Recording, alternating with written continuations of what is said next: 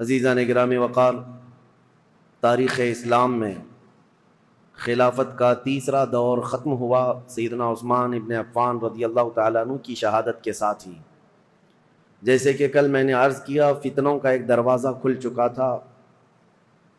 حضرت عثمان غنی کا قتل یہ اسلام کا پہلا فتنہ ہے جو واقع ہوا، اور یہ اتنا بڑا فتنہ کہ جس سے مسلمانوں میں انتشار پیدا ہوا، اور سب سے بڑا آخر میں آنے والا فتنہ دجال کا جو امت اسلامیہ کو درپیش ہوگا۔ کل جیسے کہ میں نے آپ کو بتایا، سیدنا عثمان ابن عفان رضی اللہ تعالیٰ عنہ کی زمانہ خلافت کے آخری دور میں سبائی فتنہ جنم لے چکا تھا، عبداللہ بن سبا کی طرف سے ڈالا ہوا فتنہ، اور یہ مسلمانوں میں انتشار پیدا کرنے اور ان میں جماعتیں پیدا کرنے کے لیے مسلسل کوششیں کر رہے تھے۔ اب آج کے دن ہمیں تذکرہ کرنا ہے چوتھے خلیفہ راشد، داماد رسول، زوج بطول، اور مولا کائنات، ولیوں کے سردار، حیدر کرار، شیر خدا، اسد اللہ الغالب، سیدنا علی بن ابی طالب کرم اللہ وجہہ الکریم کے متعلق عزیزان گرامی، ان کے فضائل و مناقب بے شمار ہیں۔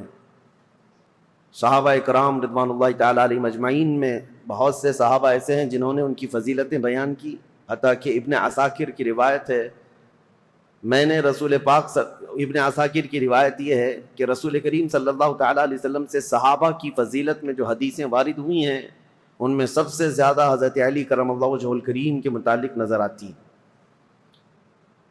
حضرت علی بن ابی طالب یہ اول اسلام، سب سے پہلے اسلام میں آنے والے ہیں، سابقین اولین میں سے۔ جب حضور اکرم صلی اللہ تعالیٰ علیہ وسلم لوگوں کو دعوت و تبلیغ پیش فرما رہے تھے مکہ مکرمہ کی وادی میں، اس وقت حضرت علی کرم اللہ وجہہ الکریم مشرف اسلام ہو چکے تھے، جبکہ آپ کی عمر صرف 9 سال کی تھی۔ آپ بچپن سے ہی حضور اکرم صلی اللہ تعالیٰ علیہ وسلم کی تربیت میں رہے۔ معاملہ یہ ہے کہ حضور کے سگے چچا جناب ابو طالب، ان سے حضور اکرم صلی اللہ علیہ وسلم کا بڑا لگاؤ تھا، قریبی تعلقات۔ اس کی وجہ ایک یہ بھی تھی کہ جناب ابو طالب حضور صلی اللہ تعالیٰ علیہ وسلم کی ہمیشہ حمایت میں لگے رہتے، مکہ کے کفار و مشرکین کے خلاف کھڑے رہتے، اور ان کی مالی حالت تھوڑی کمزور تھی۔ کس کی؟ جناب ابو طالب کی، چچا کی، اور اولاد زیادہ تھیں۔ تو نبی پاک صلی اللہ تعالیٰ علیہ وسلم نے ابو طالب کے یہ کئی بیٹے تھے جناب ابو طالب کے، ان میں سے حضرت علی بن ابی طالب کو حضور نے اپنی گود میں لے لیا کہ ان کی پرورش کی ذمہ داری، ان کی کفالت کا خرچہ ہم اٹھائیں گے۔ اس اعتبار سے بچپن سے ہی حضرت علی کرم اللہ وجہہ الکریم حضور صلی اللہ تعالیٰ علیہ وسلم کی آغوش تربیت میں بڑھے، حضور نے پرورش فرمائی۔ پیدائش کے واقعات بھی بڑے اہم ہیں۔ آپ کی والدہ ماجدہ فاطمہ بنت اسد ہیں، یہ اسلام میں پہلی خاتون ہیں جو اللہ رب العزت کی طرف ہجرت کرنے والی۔ حضرت فاطمہ بنت اسد جو رسول کریم صلی اللہ تعالیٰ علیہ وسلم کی چچی تھیں، اور مولا کائنات علی مرتضیٰ رضی اللہ تعالیٰ عنہ کی والدہ تھیں۔ روایات یہ ملتی ہیں کہ حضرت علی رضی اللہ تعالیٰ عنہ جب پیدا ہوئے تھے تو آپ آنکھیں نہیں کھول رہے تھے، تو لوگوں کو ایک غم بھی تھا کہ بچہ آنکھیں ہی نہیں کھولتا۔ حضور صلی اللہ تعالیٰ علیہ وسلم کو ایک خبر دی گئی، حضور تشریف لائے اور بچے کو گود میں لیا۔ حضرت علی بن ابی طالب کرم اللہ وجہہ الکریم حضور صلی اللہ تعالیٰ علیہ وسلم سے تقریباً 31 سال بعد، یعنی حضور کی ولادت کے 31 سال بعد آپ پیدا ہوئے ہیں، تو گود میں لیا حضرت علی کو، اور اس کے بعد اپنے منہ سے لعاب پاک نکال کر حضرت علی کے منہ میں انگلی رکھا، اور جیسے ہی حضرت علی کے منہ میں رکھا، وہ اب تک دودھ نہیں پیے تھے اپنی ماں کا، تو حضور صلی اللہ تعالیٰ علیہ وسلم کی انگشت مبارک آتے ہی اس کو چوسنا شروع کیا، اور آنکھیں کھولی تو سب سے پہلے دنیا میں چہرے رسول کو دیکھا۔ سب سے پہلی غذا آپ کے پیٹ میں جو گئی ہے وہ حضور کا لعاب پاک ہے، اور دنیا میں سب سے پہلی نظر اٹھی ہے تو چہرے رسول. یہ سب سے بڑی فضیلت ہے. اور پھر اس کے بعد حضور صلی اللہ تعالیٰ علیہ وسلم حضرت خدیجہ کے گھر ہی رہتے تھے، اور جب حضور صلی اللہ تعالیٰ علیہ وسلم غار حرا سے گھر تشریف لائے تھے پہلی وحی لے کر، اور پھر گھر میں نمازیں ادا کی جاتی تھی تو حضرت علی، حضرت خدیجۃ الکبریٰ اور حضور صلی اللہ علیہ وسلم کے پیچھے یہ خود بھی کھڑے ہو کر نمازیں پڑھتے تھے. اور اس کے بعد جب حضور صلی اللہ تعالیٰ علیہ وسلم نے اعلان نبوت فرمایا اور دعوت اسلام لوگوں کو دینا شروع فرمائی تو سب سے پہلے حضرت علی کرم اللہ وجہہ الکریم بچوں میں ایمان لانے والے ہیں. وہ واقعہ آپ خود بیان کرتے ہیں کہ حضور مکہ کے سارے لوگوں کو ایک جگہ پر کوہ صفا کے قریب جمع فرمائے تھے، صفا پہاڑی کے پیچھے، اور خاندان کے سارے لوگ موجود تھے، حضور کی پھوپھیاں، حضور کے چچا، جتنے لوگ تھے قریش سب تھے. ان کے درمیان جب نبی پاک صلی اللہ تعالیٰ علیہ وسلم نے اپنی نبوت کا اعلان فرمایا اور خدائے واحد کی طرف بلایا، اور پھر اخیر میں یہ ارشاد فرمایا کون ہے جو تم میں سے میری دعوت کو قبول کرے، تو جب حضور یہ فرماتے تو حضرت علی کھڑے ہوتے، یہ کہتے میں کمزور ہوں، پتلی ٹانگوں والا ہوں، آنکھوں میں آشوب چشم ہے، لیکن میں آپ کی دعوت پر لبیک کہتا ہوں.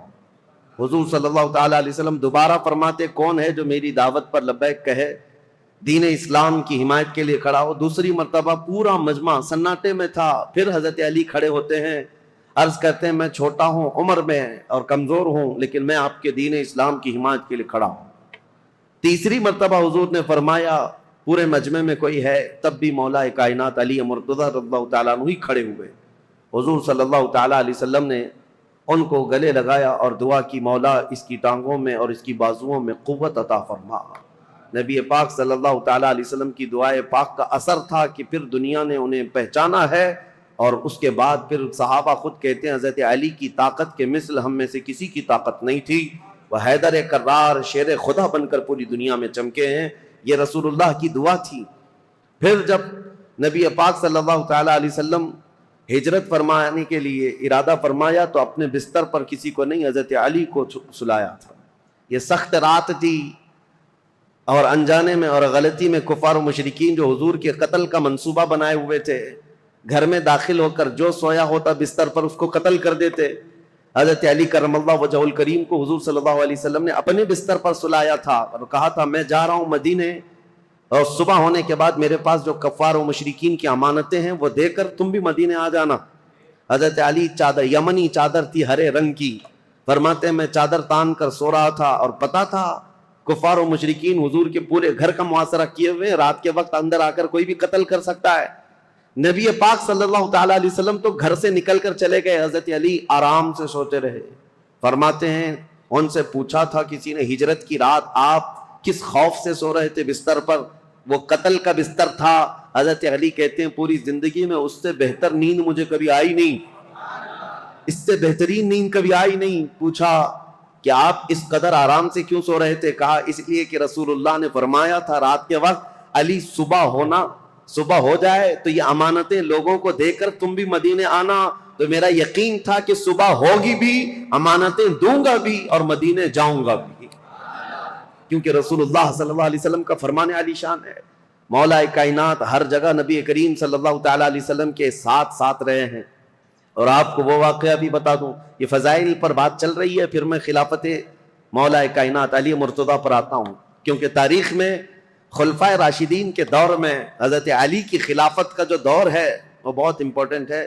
اس لیے بھی کہ یہاں سے فرق ہو جاتا ہے اپنوں کا اور غیروں کا. یہاں تک منزلیں سیم چلتی رہیں امت اسلامیہ کی، لیکن یہاں آنے کے بعد جماعتیں بدل گئیں، کچھ لوگوں نے اپنا قبلہ الگ کر لیا، کچھ لوگوں نے الگ کر لیا ہے. تو خلافت علی بن ابی طالب کا یہ 5.5 سالہ جو دور ہے یہ بہت ہی اہم ہے. میں تاریخ پر آتا ہوں، اس سے پہلے کون ہے یہ شیر خدا، کون ہے یہ علی مرتضیٰ؟ حضور صلی اللہ تعالیٰ علیہ وسلم کی گھر میں پرورش پانے والے، دعوت اسلام میں جہاں جہاں حضور جاتے تھے ساتھ جاتے تھے. جب کبھی حضور لوگوں کو تبلیغ فرماتے آپ حضرت علی حضور کے ساتھ رہا کرتے تھے. عمر اگرچہ چھوٹی تھی لیکن ساتھ رہے.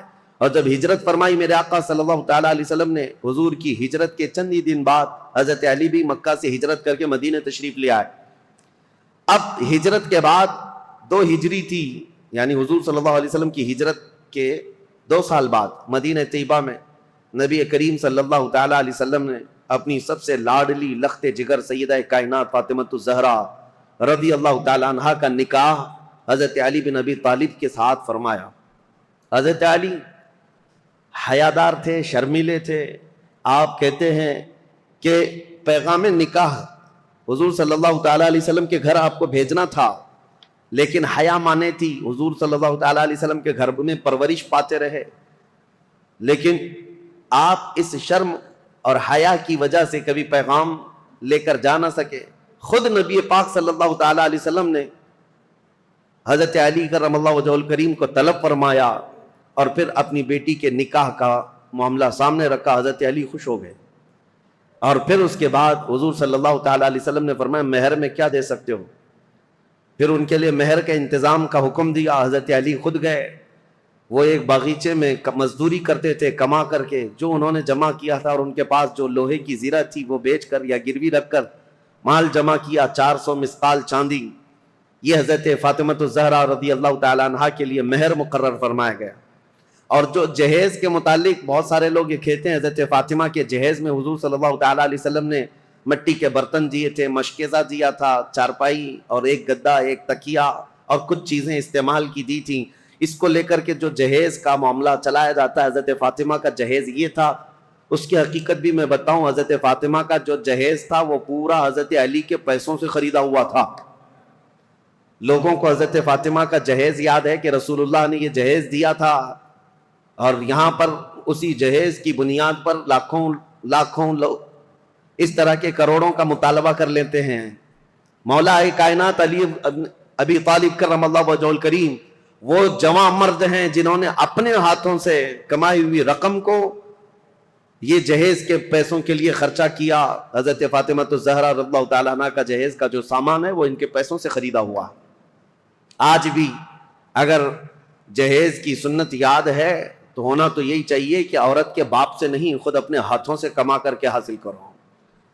بہت سارے آج کے دور میں بھی بھکاری پیدا ہوئے ہیں۔ میں تو ان سے ہمیشہ ہی کہتا ہوں کہ جن کی طلب ہی یہ ہے کہ شادی اسی لیے کرنا چاہتے ہیں، ابھی بھی میرے پاس کنٹینیو بنگال سے، بہار سے کچھ لوگ مطالبہ اس بات کا کر رہے ہیں کہ ہمارے گھر میں شادیاں ہیں اور جہیز بہت سامنے والے مانگ رہے ہیں، بائک دینا ہے، کسی کو فلاں دینا ہے، کیا تعاون ہو سکتا ہے؟ ہم نے کہا یہ بائک خرید کر دینے کے لیے علامان فاؤنڈیشن تیار کیا گیا ہے، جہیز کے لیے۔ ہم نے ان کو یہ کہا پہلی بات تو یہ ہے بائک دینا نہیں دینا یہ بعد میں، بیٹی ہی مت دو پہلے ایسے بھکاری کو جو تمہارے گھر سے کھانا چاہتا ہو، تمہاری بیٹی کو کیا کھلائے گا؟ مجھ سے اگر مشورہ لینا چاہتے ہو تو میں اس داماد کو یہی کہوں گا، ایک کٹوری لے لو، کسی مسجد کے باہر بیٹھ جاؤ، روزانہ ایک ایک سکہ گرتا رہے گا اور جہیز سے زیادہ مال اس میں جمع ہو جائے گا۔ اللہ نے مردوں کو تمہیں طاقت دی ہے، حاکم بنایا ہے کمانے کے لیے، لہذا عورت کے گھر سے لینا یہ ایک طرح کی نحوست ہے، مرد کے لیے ایک نحوست ہے، اور اس کی لت پڑ جاتی ہے اور انسان یہاں نکما ہو جاتا ہے۔ ہم نے بہتوں کو دیکھا ہے سسرال پر پلنے والے ہیں، ایسے بہت سارے ہیں۔ ایک مرتبہ عورت کیا گھر سے لے آئی، ہر بار یہ داماد یہی خواہش کرنے لگ جائے گا، جا اپنے باپ سے 10,000 مانگ کے لا، 50,000 مانگ کے لیا۔ ان لوگوں کو اس طرح کا نکما پن آتا ہی ہے۔ میرے عزیزو، اس معاملے کو اور بلکہ اس برے رسم کو بدلنے کی ضرورت ہے۔ کہاں رسول پاک صلی اللہ تعالیٰ علیہ وسلم کی شریعت طیبہ طاہرہ۔ بیچ میں بات آئی ہے تو مختصراً عرض کروں۔ ایک صحابی آئے تھے، غریب تھے، انہوں نے کہا شادی کرنا ہے، کہا کچھ دینا ہوگا تمہیں، میں انصار کی کسی بیٹی سے تمہارا نکاح کر دوں گا، تم مہر میں کیا دو گے؟ جہیز میں نہیں۔ حضور صلی اللہ تعالیٰ علیہ وسلم نے مہر کے لیے پوچھا، مہر تو واجب ہے۔ اس صحابی نے کہا کہ میرے پاس کچھ نہیں۔ حضور نے فرمایا کیا ایک چاندی کی انگوٹھی دے سکتے ہو مہر؟ کہا یا رسول اللہ میں تو اتنا غریب ہوں، لوہے کی انگوٹھی بھی نہیں دے سکتا۔ 2 دن کے بعد حضور نے انہیں طلب فرمایا، کہا کہ کچھ ہے تمہارے پاس؟ پھر مدینے کے انصار صحابہ میں سے ایک کی بیٹی کو طلب کیا، کہا اس کا نکاح فلاں جوان سے کر دو۔ انہوں نے کہا حضور آپ کا حکم جو ہوگا۔ تو اب اس غریب صحابی کا جو مہر ٹھہرا تھا کیا ہے؟ حضور نے فرمایا قرآن کی کوئی سورہ تمہیں یاد ہے؟ اس صحابی نے کہا ہاں مجھے فلاں فلاں سورہ یاد ہے۔ حضور نے فرمایا جا تو اپنی دلہن کو یہ سورتیں یاد کرا، یہی تیرا مہر ہے۔ نکاح کو آسان کرو، زنا کو مشکل بنا دو، یہ ہماری شریعت ہے۔ یہ نہیں ہے کہ زنا آسان کر دو اور نکاح اتنا بھاری کر دو کہ اس کے لوازمات اتنے بڑھ گئے کہ جوان لوگ آج نکاح کرنے میں گھبرانے لگتے ہیں، اتنا مال کیسے جمع کروں. جس کو پوچھو وہ یہی کہتا ہے ابھی اسٹینڈ ہونا ہے، مجھے ایسا لگتا ہے ابھی ہوا پہ چل رہا ہے، سب کو اسٹینڈ ہونا ہے، ابھی تک اسٹینڈ ہوا ہی نہیں. چھوڑو ان برے رسم و رواج کو. اصل بات یہ ہے کہ ہم جس ملک میں رہتے ہیں ہندوانہ رسم و رواج ہمارے درمیان آ گئی ہیں، ورنہ عرب میں آپ ہوتے تو پتہ چلتا کہ لڑکیاں مہر کتنا مانگتی ہیں. بیچارے عرب لوگ 35-40 سال کے ہو جاتے ہیں، ان کو شادی کرنا مشکل ہو گیا. وہاں الٹا معاملہ ہے، وہاں الٹا معاملہ ہے، لڑکیاں مانگتی ہیں بہت، اور کم سے کم 50,000 ریال جو سعودی کے ہوتے ہیں، یعنی 10-11 لاکھ یا 12 لاکھ مہر میں رکھواتی ہیں. یہ وہاں کا مزاج ہے. اور جب ان سے کہا جائے نہیں ہم کو پیسے نہیں دینا پڑتا ہے، لڑکی پیسے دیتی ہے، تو عرب والے کہتے ہیں ہم تو ایسی 4 کرنے کو تیار ہیں فری میں. جاؤ کسی بھی ہندوستانی لڑکی کے باپ سے کہو کہ کچھ بھی جہیز مت دینا، کوئی چیز مت دینا، یوں ہی دے دینا لڑکی، ہم بیاہ کر کے لے آئیں گے. اسی لیے بہت سارے عرب یہاں سے آ کر کے نکاح کر کے لے جاتے ہیں. ابھی ہمارے کئی لوگ ہیں وہ یہ کہنے لگ گئے کہ ہم انڈونیشیا سے شادی کر کے لا رہے ہیں. عرب میں یہ بہت مشکل ہو گیا ہے. دونوں نظام غلط ہو گئے ہیں، شریعت مصطفیٰ سے ہٹے ہوئے نظام ہے. بات مختصراً اتنی عرض کروں گا، اگر ہمارے لیے آئیڈیل ہے، کوئی نمونہ عمل ہے، تو رسول اللہ صلی اللہ تعالی علیہ وسلم کی بیٹی کی شادی، مولا علی کرم اللہ وجہہ الکریم کی شادی. یہ دیکھنا چاہیے، آپ کو پڑھنا چاہیے کہ ان کی شادی کیسی ہوئی تھی. کوئی نوجوان پوچھنے کو تیار نہیں ان کی شادی کیسی ہوئی تھی. کوئی یہ نہیں پوچھتا کہ ان کی شادی کیسی ہوئی، وہ اپنے اعتبار سے شادیاں رچاتا ہے. بہرحال سیدنا علی بن ابی طالب رضی اللہ تعالیٰ عنہ جب ہجرت کر کے آئے تھے تو ایک معاملہ اور بھی میں بتا دوں، آپ کی قرابت رسول اللہ کے ساتھ. حضور صلی اللہ تعالیٰ علیہ وسلم ان سے کتنی محبت کرتے. جتنے ہجرت کر کے آئے تھے صحابہ وہ مہاجرین ہیں، اور جو مدینے میں تھے وہ انصار. ایک انصاری صحابی کو حضور بلاتے اور ایک مہاجر کو، اور دونوں کا ہاتھ پکڑ کر کہتے آج سے تم بھائی بھائی. تو یہ عقد مؤاخات میں نے تاریخ میں بتایا تھا، حضور نے ہجرت کے بعد سب سے پہلے کام یہ فرمایا تھا، بھائی چارگی قائم کر دی تھی. تو یہ زبانی نہیں بلکہ وہ صحابہ حقیقت میں پوری زندگی میں ان کو بھائی بنا کر رہتے تھے، حتیٰ کہ اپنی جائیدادوں میں بھی ان کو حصہ دیا ہے حضور نے، جن کو بھائی بنایا. تو یہ عقد مؤاخات چل رہا تھا، ایک انصار ایک مہاجر، ایک انصار ایک مہاجر، سب کی جوڑیاں بن گئی مدینے میں. اور جب یہ عقد مؤاخات ختم ہوا تو حضرت علی اکیلے بچ گئے.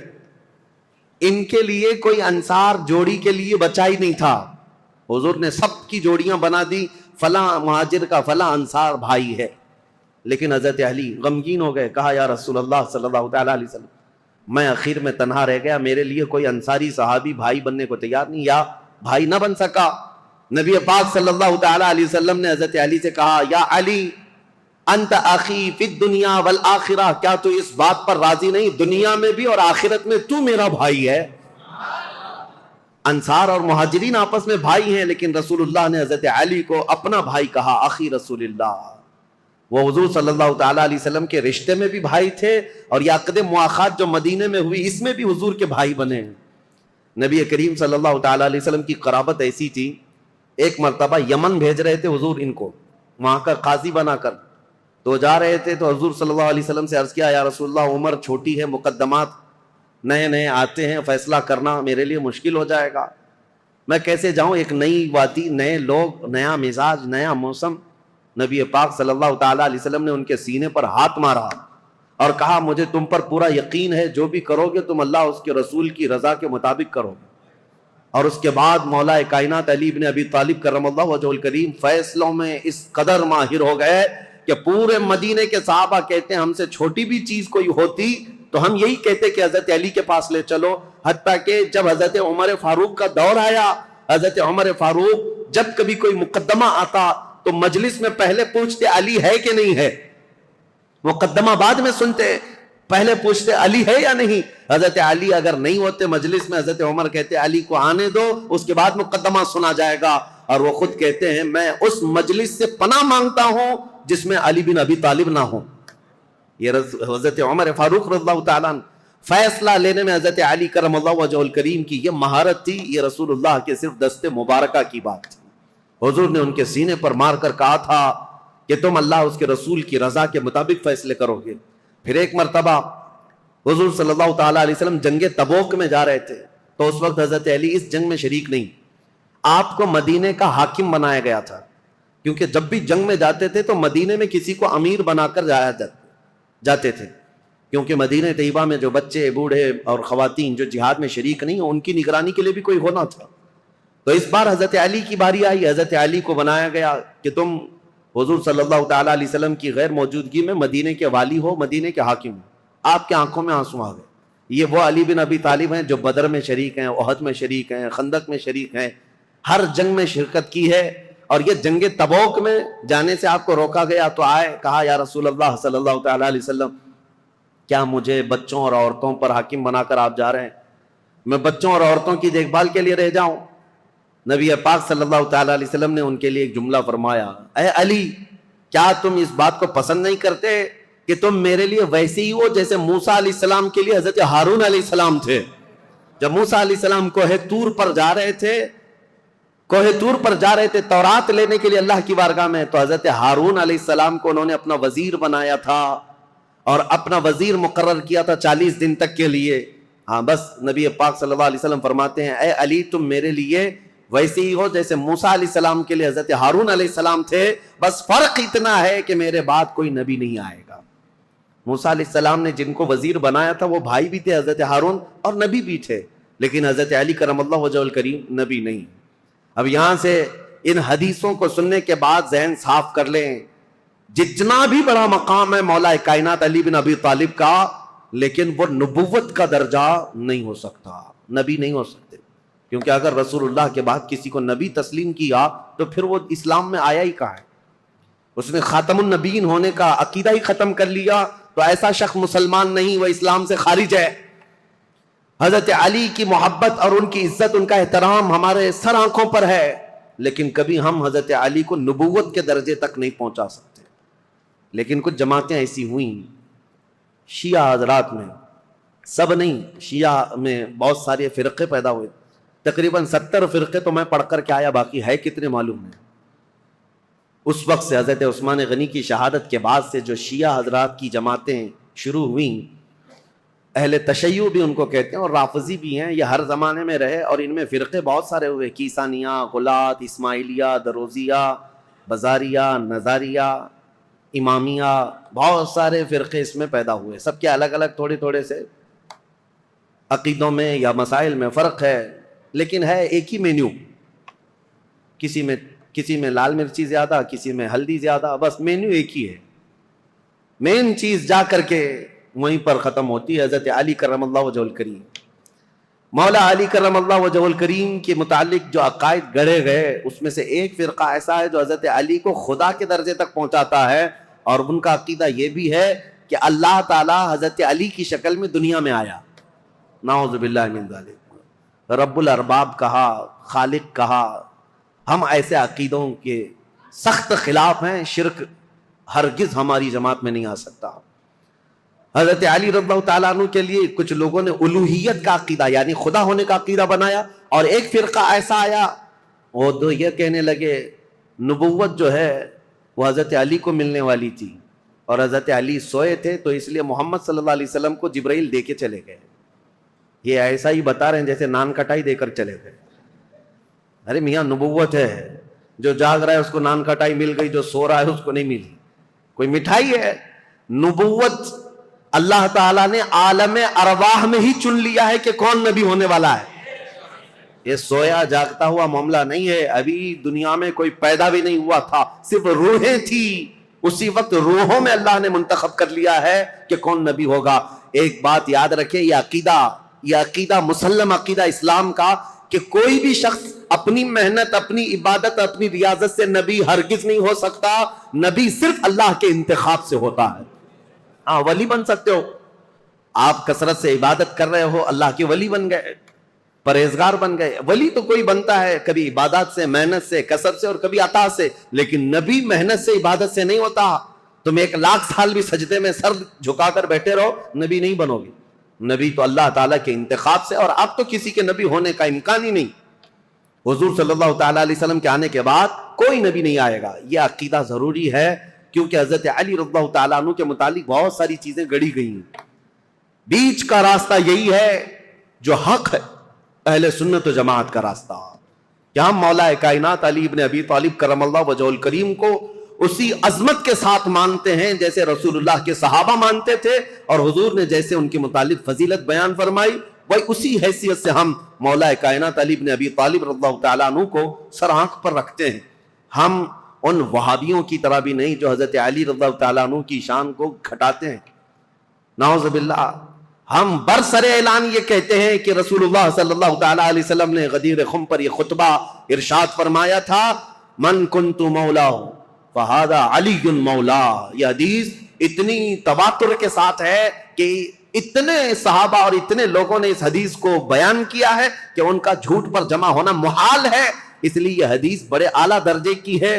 میرے آقا صلی اللہ علیہ وسلم نے فرمایا تھا، میں جس کا مولا ہوں علی بھی اس کے مولا ہے، علی بھی اس کے مولا ہیں۔ اب اس حدیث کو لے کر کے بھی بہت سارے لوگ ہنگامہ مچاتے ہیں کہ رسول اللہ صلی اللہ تعالیٰ علیہ وسلم تمام نبیوں کے مولا ہیں، تو حضرت علی نبیوں کے بھی مولا ہیں۔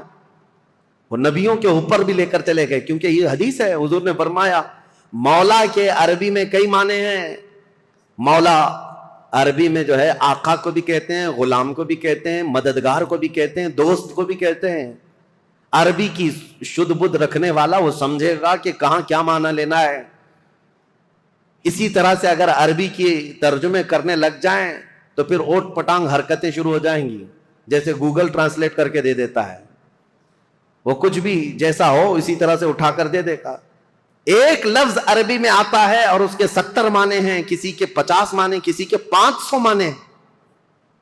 عربی کی ڈکشنری اگر آپ سمجھنا چاہیں تو بہت وسیع ہے، سمندر ہے یہ عربی لغت۔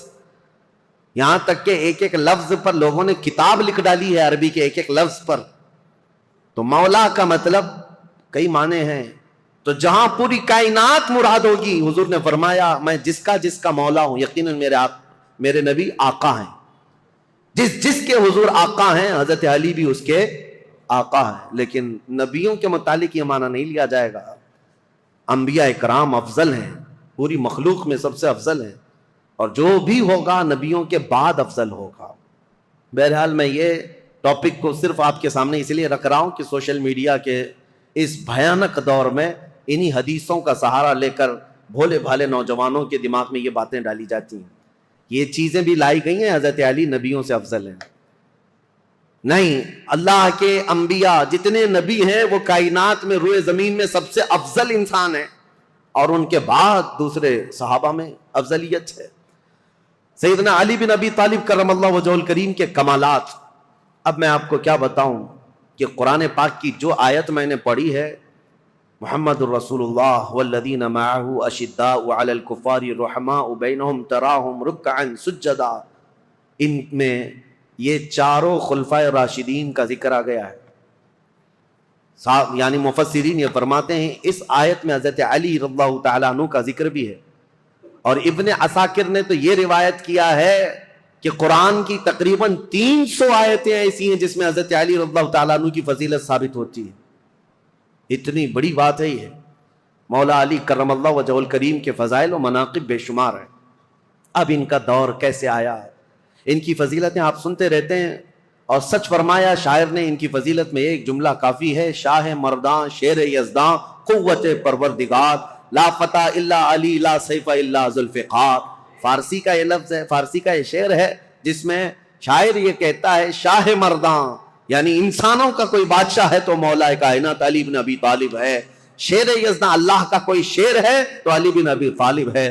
قوت پروردگار، دنیا میں اگر کسی کے پاس رب تبارک و تعالیٰ کی عطا کی ہوئی طاقت ہے، مظہر ہے کوئی، تو علی بن ابی طالب کو دیکھا جائے۔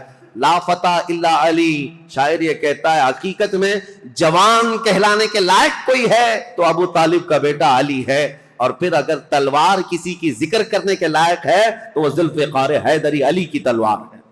یہ ان کی تعریف میں کل ملا کر کے یہ جو جملے ہیں سب اس میں جمع ہو گئے۔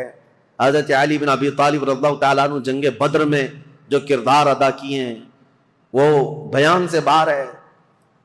جتنے لوگوں پر آپ بڑھ چڑھ کر کے حملہ کرتے رہے کفار و مشرکین جوانی کے عالم میں، حضرت علی رضی اللہ تعالیٰ عنہ کے متعلق بیان کیا، بہت ہٹا کٹا جسم تھا، بہت توانا تھے طاقت سے، کافی بھاری آپ کا پیٹ تھا، اور لوہے کا خود پہننے کی وجہ سے ہمیشہ تو سر کے بال نکل گئے تھے. اتنی جنگوں میں شرکت فرماتے رہے, لوہے کی وہ ٹوپی ہوا کرتی تھی. اور وہ وقت آپ یاد کریں 7 ہجری جب رسول کریم صلی اللہ تعالی علیہ وسلم صحابہ کو لے کر خیبر نکلے تھے. تقریباً مدینے سے 200 کلومیٹر دور یہ خیبر کی وادی ہے جہاں یہودیوں نے اپنا اڈا بنا لیا تھا اور مسلمانوں کے خلاف روزانہ نت نئے فتنے وہاں سے نکلتے تھے اور منصوبے بنائے جاتے تھے حضور کے خلاف, مدینے کے خلاف, اور مکہ کے مشرکین بھی اس میں حصہ لیتے تھے. نبی کریم صلی اللہ تعالی علیہ وسلم کو خبر یہ ہوئی کہ خیبر کے یہودی ایک جنگ کرنے کے لیے آ رہے ہیں مدینے, اور انہوں نے مکہ کے کافروں کو بھی بلا لیا ہے, نجد کے کافروں کو بھی بلا لیا ہے, سب کو جمع کر کے دعوت دی ہے. حضور کو جیسی یہ خبر ملی, ابھی یہودی خیبر سے نکلتے کیا رسول اللہ خود صحابہ کے ساتھ خیبر پہنچ گئے. اور میں نے یہ خیبر کی تفصیلی جنگ کا بیان آپ کے سامنے پیش کر چکا ہوں جمعہ میں, جیسے سیرت مصطفیٰ کا جو درس کنٹینیو چلتا ہے اس میں جنگ خیبر میں نے بیان کیا ہے. یہ سخت قسم کی جنگ تھی. یہودی بڑے بڑے قلعوں میں وہاں پر محفوظ رہتے تھے, اتنے بڑے قلعے تھے ان کے, آج تک وہ موجود ہیں. 1400 سال کے بعد آج بھی وہ قلعے وہاں پر ویسی ہیں. ان یہودیوں کی پناہ گاہ تھی, اس میں بیٹھ کر کے حملے کرتے تھے, اور ان کا یقین تھا یہ کہ ان قلعوں کو کوئی عبور نہیں کر سکتا. جب صحابہ وہاں پہنچے تھے یہودیوں کی حالت خراب تھی, اور ان کے ہاں ایک مرحب نامی شخص تھا جس کا دعویٰ تھا وہ 1000 آدمیوں سے اکیلا لڑ سکتا ہے, 1000 انسانوں سے اکیلا لڑ سکتا ہے. خیبر میں چھوٹی چھوٹی جنگیں ہوئی, وہاں کے جتنے قلعے تھے وہ صحابہ جب فتح کرنے لگ گئے تو آخری جو ان کا قلعہ تھا مرحب, جس کے انتظام پر لگا رہتا تھا, یہودیوں نے اس کو اتارا تھا مرحب کو, کہ اب آخر میں اب تمہاری باری ہے, اگر تم نہیں بچا پائے ان مسلمانوں سے تو ہمیں کوئی نہیں بچا پائے. مرحب مسلمانوں سے جنگ کرنے کو اپنی توہین سمجھتا تھا کہ یہ چھوٹے بادیاں نشین لوگ ہیں, کھجور کھا کر زندگی گزارتے ہیں, پیبند لگے کپڑے پہنتے ہیں, ان کے پیروں میں چپل تک نہیں ہوتی, یہ ہم سے جنگ کرنے آئے ہیں. بڑے تحقیر سے حقارت سے دیکھا کرتا. لیکن اب حالات ایسے تھے کہ یہ پورے مسلمان گردنوں پر سوار ہو کر کھڑے تھے, اب تو ڈیفنس کرنا ہی تھا.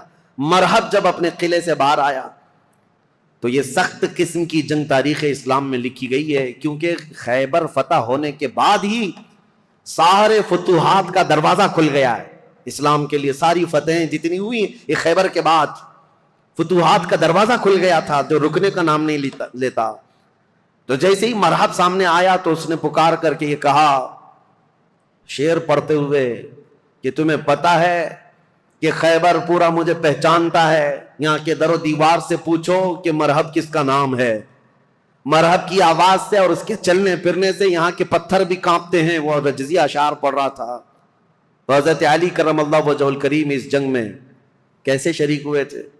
یہ 3 دن تک کنٹینیو چل رہی تھی, صحابہ کو فتح نہیں مل رہی تھی, کچھ صحابہ شہید بھی ہو گئے تھے. اور رات کے وقت رسول کریم صلی اللہ تعالی علیہ وسلم بیٹھے اور کہا کل کی صبح ہونے دو, میرے ہاتھ میں جو پرچم ہے میں ایسے کو دوں گا جس کو اللہ اس کے رسول بے حد چاہتے ہیں. اور اللہ تعالیٰ نے اس کے ہاتھ میں یہ فتح رکھی ہے. صحابہ کہتے ہیں پوری رات ہم نہیں سوئے. حضور نے جو یہ بشارت دی تھی اس میں بشارتیں کیا کہتی ہیں؟ ایک تو یہ تھی کہ قلعہ اس کے ہاتھ فتح ہوگا, دوسرا یہ کہ اللہ اس کو اور اس کے رسول بے حد اسے چاہتے ہیں. حضرت عمر کہتے ہیں ہمیں غالب گمان یہی رہتا تھا کہ شاید جھنڈا ہمارے ہاتھ میں آئے گا. صبح اسی طرح رات کروٹ لے کر صحابہ نے گزاری تھی کہ ہمارا نام آ جائے گا. جیسی صبح ہوئی نبی کریم صلی اللہ تعالی علیہ وسلم نے صحابہ کی جماعت کو جمع کیا, سب گردنیں اٹھا کر حضور کو دیکھ رہے تھے کہ یہ جھنڈا کس کے ہاتھ میں ہوگا. پھر رسول کریم صلی اللہ تعالی علیہ وسلم نے پکار کر کہا علی بن ابی طالب کہاں ہے؟ اس جماعت میں وہ تھے ہی نہیں وہ صحابہ, کیونکہ اس وقت وہ بیمار تھے, بخار بھی سخت تھا. حضور صلی اللہ تعالی علیہ وسلم سے عرض کیا یا رسول اللہ صلی اللہ علیہ وسلم ان کی آنکھوں میں آشوب آیا ہے, جو لال ہو جاتی ہیں آنکھیں, تو آنکھیں لال ہو گئی ہیں اور بخار زدہ ہیں. حضور نے فرمایا اسی حالت میں ان کو لے کے آؤ. بستر سے اٹھا کر حضرت علی کو لایا گیا, آنکھوں سے پانی بہ رہا تھا. نبی کریم صلی اللہ تعالی علیہ وسلم نے اپنا لعاب پاک ان کی آنکھوں پہ لگایا. حضرت علی کہتے ہیں میری آنکھیں اخیر زمانے تک اتنی تیز نظر آتے تھا جس کا کوئی اندازہ نہیں کر سکتا. حضرت علی رضی اللہ تعالیٰ عنہ کے ہاتھ میں حضور نے جھنڈا دیا اور کہا جاؤ اللہ اس کے رسول تمہیں بے حد چاہتے ہیں اور یہ فتح تمہارے نام رکھی ہے. سارے صحابہ کہتے ہیں حضرت علی کو دیکھ کر ہم رشک کرتے تھے کہ کیا مقام پایا علی بن ابی طالب نے. اس وقت ان کی جوانی کا ہی وقت تھا, اور جب وہ جھنڈا ہاتھ میں لے کر کے آئے تھے, یہ مقابلہ مرحب سے ہونا تھا. جو 1000 انسانوں سے تنہا لڑ سکتا تھا, اکیلا لڑنے کی طاقت رکھتا, جب وہ رجزیہ اشعار پڑھ رہا تھا, جانتے ہو قلعوں کی دیواروں سے پوچھو مرحب کس کا نام ہے, یہاں کے پتھر میرے چلنے پھرنے سے کانپ جایا کرتے ہیں. پھر حضرت علی آگے آئے, پوچھا مرحب نے تم کون ہو؟ حضرت علی نے کہا انا الذی سمتنی امی حیدرا, میں وہ ہوں کہ میری ماں نے میرا نام حیدر رکھا ہے. حیدر کا مطلب جانتے ہو؟ حیدر کا مطلب جنگل میں, گھنے جنگلات میں اپنے پیر پھیلائے ہوئے نہایت ہی سخت قسم کا چہرہ لے کر کے بھوکا پلٹوار کرنے والا وہ شیر ببر جس کو دیکھ کر کے پورے جنگل میں ہیبت طاری ہوتی ہے, اس کو عربی میں حیدر کہا جاتا ہے. حضرت علی کہتے ہیں, عربی جاننے والے سمجھ سکتے تھے, انہوں نے رجزیہ اشعار میں حضرت علی نے صرف اتنا کہا انا الذی سمتنی امی حیدرا, میں تو وہ ہوں کہ میری ماں نے میرا نام حیدر رکھا ہے. مرحب نے کہا تجھ جیسے چھوٹے لڑکے سے میں مقابلہ کرنے کو اپنی توہین سمجھتا ہوں, میں توہین سمجھتا ہوں. حضرت علی نے کہا رسول کریم صلی اللہ تعالی علیہ وسلم کی جماعت سے ہوں, پہلے مجھ سے مقابلہ کر لو, بعد میں بڑے تمہارے مقابل میں آ جائیں گے. جب مرحب اترا حضرت علی کرم اللہ وجہہ الکریم کے مقابلے میں, تاریخ آج بھی گواہ ہے, اس کے لوہے کی ٹوپی, اس کا لوہے کا لباس اتنا مہنگا ہوا کرتا تھا, اور وہ تلوار لہراتے ہوئے آیا, اور پہلی تلوار اتنی تیز مارا تھا کہ حضرت علی رضی اللہ تعالیٰ عنہ پر وار جو ہوا, حضرت علی رضی اللہ تعالیٰ عنہ نے اس کے وار کی چمک کو دیکھا, اور جنگ کے میدان میں جو تلوار کی چمک تھی لوگ دیکھ کر کے حیران تھے, اتنی تیز وہ تلوار چلاتا تھا. تو صحابہ کہتے ہیں ہمیں خوف ہو گیا, ڈر ہو گیا کہ علی بن ابی طالب گھوڑے پر ہے, ایک ہی وار اس نے ایسا کیا ہے کہ اس کی آواز فضا میں گونج رہی ہے, علی کا کیا ہوگا. حضرت علی رضی اللہ تعالیٰ عنہ بالکل بے خوف تھے. اللہ کے شیروں کو آتی نہیں روباہی, اللہ کا جو شیر ہوتا ہے وہ لومڑی کبھی بنی نہیں سکتا. مولا کائنات علی بن ابی طالب نے اس کے 2 وار کے بعد اپنا جو پہلا وار مارا, صحابہ کہتے ہیں حضرت علی کی 2 دھاری تلوار تھی, مرحب کے سر پر لگی اور اس کے لوہے کی ٹوپی کو کاٹتے ہوئے مرحب کے سینے تک آ گئی. ایک ہی وار میں مرحب کو زمین پر ٹھنڈا کر دیا تھا. فاتح خیبر حضرت علی رضی اللہ تعالیٰ عنہ ایک ہی وار میں مرحب کو ٹھنڈا کیا, اور اس کے بعد اسی کے اشعار حضرت علی نے پڑھ کر لوگوں کو سنایا, اے لوگوں سنو, یہ جو ٹھنڈا ہوا ہے جسم, یہ وہی ہے جس کی چلنے پھرنے کی آواز پتھر سنا کرتے تھے, دیوار سنا کرتے تھے. اب اس خیبر کے قلعے کے در و دیوار بھی جانیں گے کہ جس سے وہ ہیبت کھاتے تھے اس کو زمین پر کس نے مار گرایا. پھر حضرت علی نے کہا اے یہودیوں, آج کے بعد سے خیبر کے ہر قلعے سے آواز آئے گی کہ کوئی آیا تھا جس کا نام اس کی ماں نے حیدر رکھا تھا. عزیزان گرامی, یہ تاریخ کی سچائیاں اس لیے میں عرض کر رہا ہوں. مولا علی بن ابی طالب کرم اللہ وجہہ الکریم, اس جنگ میں صحابہ کی روایت ہے, ابن عساکر کی روایت یہ ہے کہ حضرت علی بڑھتے گئے اس قلعے کے پھاٹک کو توڑ دیا تھا, جو دروازہ ہوا کرتا تھا. صحابہ کہتے ہیں حضرت علی نے ایسے اس کو اکھاڑ دیا تھا, اور وہ دروازہ ایک ہاتھ میں لے کر اس کو ڈھال بنا کر لڑتے رہے. جب کبھی سامنے سے کوئی تیر آتا یا تلوار آتی تو یہ دروازے کو ڈھال بنا کر کے لڑتے تھے. تم اپنے گھر کا دروازہ اٹھا کر کے دیکھو, خیبر کا دروازہ الگ ہے, اپنے گھر کا دروازہ بھی نہیں اٹھا پاؤ گے. آج کے نوجوانوں کی بات کر رہا ہوں. وہ خیبر کا دروازہ ایسا تھا کہ اس کے بعد حضرت علی نے اس کو اپنی پیٹھ پر رکھا دروازے پر. کئی صحابہ تو اس کے اوپر سے چڑھ کر کے قلعے کے اندر گئے, اور صحابہ کہتے ہیں اس کے بعد اس دروازے کو 16 گز آگے انہوں نے ایک ہی ہاتھ سے پھینکا تھا. رسول کریم صلی اللہ تعالی علیہ وسلم کا فرمان ہوا اس دروازے کو راستے سے ہٹایا جائے. صحابہ کہتے ہیں ہم 40 لوگ مل کر نہیں اٹھا پا رہے تھے, اور علی بن ابی طالب تنہا ایک ہاتھ سے اٹھا کر اس کو پھینک چکے تھے. لا فتح الا علی لا سیف الا ذوالفقار. یہ شجاعت, یہ جمع مردی اللہ کے شیر کو اللہ نے عطا کی ہے. قوت پروردگار. میرے عزیزوں, ان کے فضائل, ان کے مناقب, ان کے کمالات بیان سے باہر ہیں. لیکن اب خلافت کا دور شروع ہے, اس لیے کہ ہم تاریخ بیان کر رہے ہیں. فضیلتیں ہر سال آپ سنتے رہتے ہیں, اور اس سال ظاہر سی بات ہے میں جو ٹاپک لے کر کے چل رہا ہوں وہ تاریخ اسلام ہے. ہر بچے کو, ہر جوان کو تاریخ یاد رکھنا بہت ضروری ہے. اور اگر اپنی تاریخ سے تم بے بہرا ہو تو دنیا جو پٹی پڑھائے گی وہ صحیح سمجھنے لگ جاؤ کہ آج حالات یہی ہیں.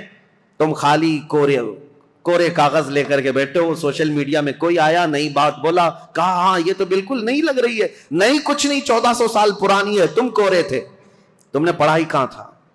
اس لیے تاریخ کی سچائیاں اگر تمہیں یاد نہ ہو تو اگلا دور جو آنے والا ہے اور بھی بہت ڈینجر ہے, بہت سخت ہے. آپ کو پتا ہے یہ ظالمانہ حکومتیں جو ہمارے سر پر آج منڈلا رہی ہیں, یہ دجالی نظام جو پیدا ہو چکا ہے, یہاں سب چیزوں پر اٹیک ہے, سب چیزوں پر اٹیک ہے. آپ یہ مت سمجھنا کہ یہ صرف ہماری مسجدیں گرا رہے ہیں یا ہماری خانقاہوں کو پامال کر رہے ہیں, بلکہ ماسٹر پلاننگ کے ساتھ تمہاری نسلوں کی تباہی کا انتظام ہو چکا ہے. ماسٹر پلاننگ کے اعتبار سے ایسے کہ یہاں پر باضابطہ ایجوکیشن منسٹر اسی کو بنایا جاتا ہے جو سخت قسم کا تعصب پسند ہو, تمہاری تاریخ کو توڑ مروڑ کر کے تمہارے اسکول کے سلیبس میں ایسی چیزیں ڈال دیں کہ بچہ کچے دماغ میں پڑھتے پڑھتے یہی سمجھ جائے. آج حالات ایسی ہی ہیں. 10-20 سال پہلے جا کر کے آپ اسکول کے نصاب سلیبس کی کتابیں اٹھا کر کے پڑھیں, اس میں حضور صلی اللہ علیہ وسلم کے نام پر چیپٹر ہوا کرتا, صحابہ کرام کے حضرت عمر فاروق کے نام پر چیپٹر ہوا کرتا تھا, کوئی نہ کوئی ٹیکسٹ بک میں آپ کو مل جائے گا. آج تو ہے ہی نہیں. تاریخ اسلام کی یہ سچائیاں, نہ اورنگزیب آئیں گے, نہ شہاب الدین غوری آئیں گے, تاریخ کو مٹا کر کے پتہ نہیں کون کون سے پہاڑی چوہوں کو لا کر رکھا ہے, سب طرح سے بدل کر کے, اس طرح کہ تعصب کی اینک ایسی پہن رکھی ہے انہوں نے کہ تمہارے بچوں میں یہ زہر پھیلتا جائے اور بچے تمہاری تاریخ سے بے بہرا ہو جائیں. آج اے نوجوانوں, اگر دنیا تمہاری تاریخ مٹانے کی کوشش کر رہی ہے تو اس وقت تمہاری ذمہ داری ہے, تمہاری ذمہ داری ہے. میں رشیا کی ایک چھوٹی سی کنٹری جہاں قرآن پر پابندی لگا کر تقریباً 70 سال گزر چکے تھے, 60 یا 70 سال, سوویت یونین کی لڑائیوں میں, اس سے پہلے جو وہاں کے حالات تھے, مارکسزم لینن کا جو انقلاب آیا تھا, ریولیوشن, کچھ ممالک ایسے سخت اسٹرگل کر چکے ہیں, مسلمانوں کی اذانیں بھی بنتی, قرآن پر پابندی ایسی لگی تھی. ایک ہمارے اس تاریخ کو بیان کرنے والے ایک عالم دین ہے, انہوں نے کہا کہ اس ملک میں جانا ہوا تھا, مسجد نام کی کوئی چیز ہی نہیں تھی. ایک جگہ گئے بازار میں تو لوگوں سے معلوم کیا کہ آج جمعہ ہے, کہیں نماز ہے, تو دکان میں بیٹھا ہوا آدمی ہاتھ پکڑ کر لے گیا, ایک دروازہ کھولا, دروازے کے اندر دروازہ, اس کے بعد جانے کے بعد ایک کمرہ ہے, وہاں پر کچھ لوگ نماز پڑھ رہے ہیں. کہا یہاں سخت پابندی ہے, کھلے عام نماز نہیں پڑھ سکتے. نماز پڑھنے کے بعد علاقے کے لوگوں سے, اس عالم دین ہندوستانی تھے, مل کر کے انہوں نے کہا مسلمانوں پر اتنی سخت پابندیاں ہیں لیکن ہیں مسلمان اب تک, نماز تو پڑھ رہے ہیں تم لوگ چھپ کر ہی صحیح. انہوں نے کہا نماز ہی نہیں. ایک بچے کو انہوں نے سامنے کیا, ایک بچہ تھا تقریباً وہ 12 یا 13 سال کا, کہا یہ قرآن پڑھ سکتا ہے؟ تو وہ ہنسنے لگے, کہا قرآن پڑھ نہیں سکتا بلکہ یہ پورا حافظ قرآن ہے. یہ عالم دین کہتے ہیں میں اس کو جگہ جگہ سے قرآن پوچھتا رہا اور وہ قرآن زبانی سناتا رہا. ایسی جگہ پر جہاں اذان پر پابندی ہو, جہاں قرآن رکھ نہیں سکتے, ایک بچہ حافظ قرآن ہے. انہوں نے پوچھا کہ بیٹا یہ حفظ قرآن ایک باضابطہ مدرسہ لگتا ہے ہمارے ہاں, باضابطہ انوائرمنٹ چاہیے, پھر جا کر کوئی حافظ قرآن بنتا ہے, تم ایسی جگہ پر کیسے بنے؟ وہ کہتا ہے بس میں اپنی دادی سے سن سن کر حافظ قرآن بناؤں, میری دادی حافظ قرآن ہے. میں یہ مثال صرف اس لیے دینا چاہتا ہوں, اسلام پر چاہے جیسے ہی سخت حالات آ جائیں, اسلامی سپاہیوں نے اپنے بچوں میں اسلام نسل کرنے کا جب بیڑا اٹھا لیا ہے, دنیا کی عظیم طاقتیں بھی اسلام کو کچھ نہ کر سکی. آج وہ ذمہ داری تمہیں اٹھانے کی ضرورت ہے. تم یہ مت دیکھو کہ کہاں کیا بدلا جا رہا ہے سوشل میڈیا پر اور یا اسکولوں کے نصاب میں, سلیبس میں اور فلموں میں, جو ہمیں فلما کر کے دکھایا جا رہا ہے. لوگ احتجاج کر کر کے بول رہے ہیں نا کہ اسلام پر ٹارگٹ ہے, 1000 کرنے دو انہیں. یا آج سول کوڈ کی بات لے کر کے مسلمانوں کے قوانین بدلنے, یہ سب حالات آئیں گے, سخت ترین حالات آئیں گے. ظالموں کو تو اپنا ظلم دکھانا ہی ہے, لیکن اے غیور نوجوانوں تمہاری ذمہ داری ہے, تم اپنے کندھوں پر یہ بیڑا اٹھا لو. ہم دنیا کے درپردہ یا دنیا کے بھروسے پر اپنے بچوں کو نہیں رکھیں گے, ہم اپنے تاریخ کی سچائیاں اپنے بچوں میں منتقل کرتے جائیں گے. یہ گڈی گڑیا کی کہانیاں سنانا چھوڑ دو, اپنے بچوں کو لو, رات میں بیٹھ کر میرے آقا کی اور صحابہ اکرام کے ایمان افروز واقعات سناؤ. اتنے واقعات آپ نے سن لیے, ہر سال کربلا سناتے ہیں. میرے عزیزوں اب کربلا صرف علماء سے نہیں, ہر گھر میں باپ سے بچہ خود سنے. کون؟ حسین ابن علی ہیں. یہ کربلا کی داستانیں گھر گھر میں ہو, پھر ہمیں کچھ فرق نہیں پڑتا کہ ظالم طاقتیں کیا کیا منصوبے بنا رہی ہیں. مولا علی کرم اللہ وجہ الکریم کی اب تاریخ میں بیان کرنے جا رہا ہوں. یہ فضائل تھے، یہ مناقب تھے، ان کے کمالات تھے. ان کے کمالات کے لیے اتنا کافی ہے کہ وہ رسول اللہ صلی اللہ علیہ وسلم کے بھائی ہیں، دنیا میں بھی اور آخرت میں بھی. ان کی فضیلت کے لیے اتنا کافی ہے کہ رسول اللہ صلی اللہ تعالی علیہ وسلم نے ان کے لیے یہ فرمایا کہ تم میرے لیے ویسی ہی ہو جیسا موسیٰ علیہ السلام کے لیے ہارون علیہ السلام تھے، بس فرق اتنا ہے کہ میرے بعد کوئی نبی نہیں ہوگا. ان کی فضیلت کے لیے اتنا کافی ہے کہ سیدہ کائنات فاطمۃ الزہرا ان کے نکاح میں ہیں، اور جنتی جوانوں کے سردار حسن و حسین ان کے بیٹے ہیں. ولایت کا سر چشمہ حضرت علی تک پہنچتا ہے. اب خلافت کا جو دور ہے یہ ظاہر سی بات ہے کمپلیکیٹڈ چیز.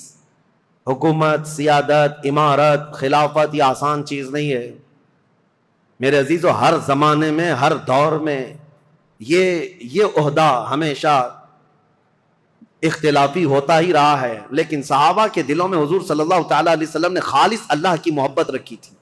وہ دنیا پرست نہیں تھے اور دنیا کے اسباب کی طرف یا مادوں کی طرف وہ اپنے دل دادا نہیں تھے. اللہ کا خوف رکھتے تھے، اس لیے زیادہ معاملات نہیں آئے. پھر بھی جیسے کہ کل میں نے بتایا حضرت عثمان کے 12 سالہ خلافت کے دور میں آخر دور ایسا آیا جو فتنوں سے بھرا ہوا تھا. عبداللہ بن سبا نام کا ایک یہودی جس نے یہ بیج بویا اور ایک جماعت پیدا کر دی، اور مسلمانوں میں انتشار اور فرقہ پیدا ہونا شروع ہو گیا. اور سبب کہاں، یہ فتنہ کہاں تک پہنچا؟ حضرت عثمان غنی کا قتل ہو گیا مدینے میں. یہ پہلا قتل ہے جو مسلمانوں کے ہاتھ ہوا ہے، حضرت عثمان غنی کا قتل. حضرت عمر کو بھی شہید کیا گیا لیکن وہ تو ایک آگ کا پجاری تھا، ابو لولو فیروز مجوسی. لیکن حضرت عثمان کا جو قتل ہوا ہے وہ آپسی انتشار کی وجہ سے ہوا. تفصیل میں نے بتایا. جگہ جگہ انقلاب نام سے کچھ جماعتیں کھڑی ہوتی تھیں. ان کو یہ چاہیے تھا ریولیوشن، اور ان کو جدت، نیا پن چاہیے تھا. حضرت عثمان کا خلافت کا زمانہ 12 سال ہو رہا تھا، اور یہ وقت یہاں تک آ پہنچا کہ مدینے میں پہنچ کر کے ان سبائیوں نے، مصر کے رہنے والے بلوائیوں نے حضرت عثمان کا قتل کر دیا. یہ قتل صحابہ کے لیے بہت بڑا صدمہ تھا. جتنے بڑے صحابہ تھے اس قتل کے خلاف تھے. خود حضرت علی کرم اللہ وجہ الکریم اس کی سخت مذمت کرتے رہے اور کہتے رہے کہ رسول اللہ صلی اللہ علیہ وسلم کے حرم مدینہ کو جس نے حلال کر دیا خون سے حضرت عثمان کے، وہ دنیا کا بدترین شخص ہے. اور حضرت علی کے یہ فرامین ہے کہ میں سمجھتا ہوں قتل عثمان سب سے بدترین فتنہ ہے. اب حالات ہو گئے، ان کے قتل کے بعد جنازہ ہو گیا، تدفین ہو گئی، جنت البقیع میں آپ دفن ہوئے. اب خلافت کا مسئلہ آیا کہ اب کون خلیفہ بنے گا. جیسے حضرت ابو بکر کی خلافت، کیسے تمام مسلمانوں نے اتفاق رائے سے آپ کو خلیفہ چن لیا تھا، اور حضرت عمر کو حضرت ابو بکر نے جاتے وقت خود ہی اعلان کر دیا تھا، اس لیے اختلاف نہیں ہوا، صحابہ نے ان کو چن لیا تھا. اور حضرت عثمان کی خلافت کیسے ہوئی تھی؟ 6 صحابہ جمع ہوئے تھے. کل جیسے میں نے بتایا مجلس شورا اس کو کہتے ہیں، جس میں حضرت سعد بن ابی وقاص، عبد الرحمن بن عوف، حضرت زبیر، حضرت طلحہ اور حضرت علی، حضرت عثمان، یہ 6 لوگ تھے. حضرت عمر نے جاتے جاتے ان کو منتخب کیا تھا، یہ 6 لوگ جس کو منتخب کریں گے وہ خلیفہ ہوگا. ان 6 میں سے 2 تو پہلے ہی ہٹ گئے کہ ہم کو خلافت کا کوئی ارادہ نہیں ہے، اور باقی جو 2 تھے انہوں نے اپنی خلافت دوسرے کو سپرد کر دی. جیسے حضرت زبیر نے حضرت علی کو دے دیا، حضرت طلحہ نے حضرت عثمان کو. بچے 2 ہی تھے، حضرت علی اور حضرت عثمان، جو خلافت کے دعوے دار. لیکن حضرت عبد الرحمن بن عوف نے دونوں سے وعدہ لے لیا تھا، ہم جس کی بیعت کریں گے ایک دوسرا اس کی پیروی کرے گا، اطاعت کرے گا. تو جب حضرت عثمان کی بیعت ہو گئی تو حضرت علی نے بھی بیعت کیا. اب یہ پوری روایت مسند ابی یعلا میں، تاریخ ابن عساکر میں، خود حضرت علی کرم اللہ وجہ الکریم سے منقول یہ روایت میں آپ کے سامنے رکھتا ہوں. جب حضرت علی کے ساتھ ایک معاملہ پیش آیا تھا، وہ بھی میں ابھی تاریخ میں بتاتا ہوں. 2 جنگیں ہوئی ہیں جو تاریخ کی بدترین قسم کی، یعنی جس میں مسلمانوں کا بہت بڑا نقصان ہوا ہے. ان جنگوں کے متعلق ذکر کرنا مسلمانوں میں یہ ضروری نہیں ہے، لیکن ابھی دور ایسا آ گیا ہے کہ چوہے بہت آ گئے ہیں اور تمہارے وائر کاٹنے پر لگے ہوئے ہیں، اس لیے ہمیں حقیقت تھوڑی بیان کرنی پڑی.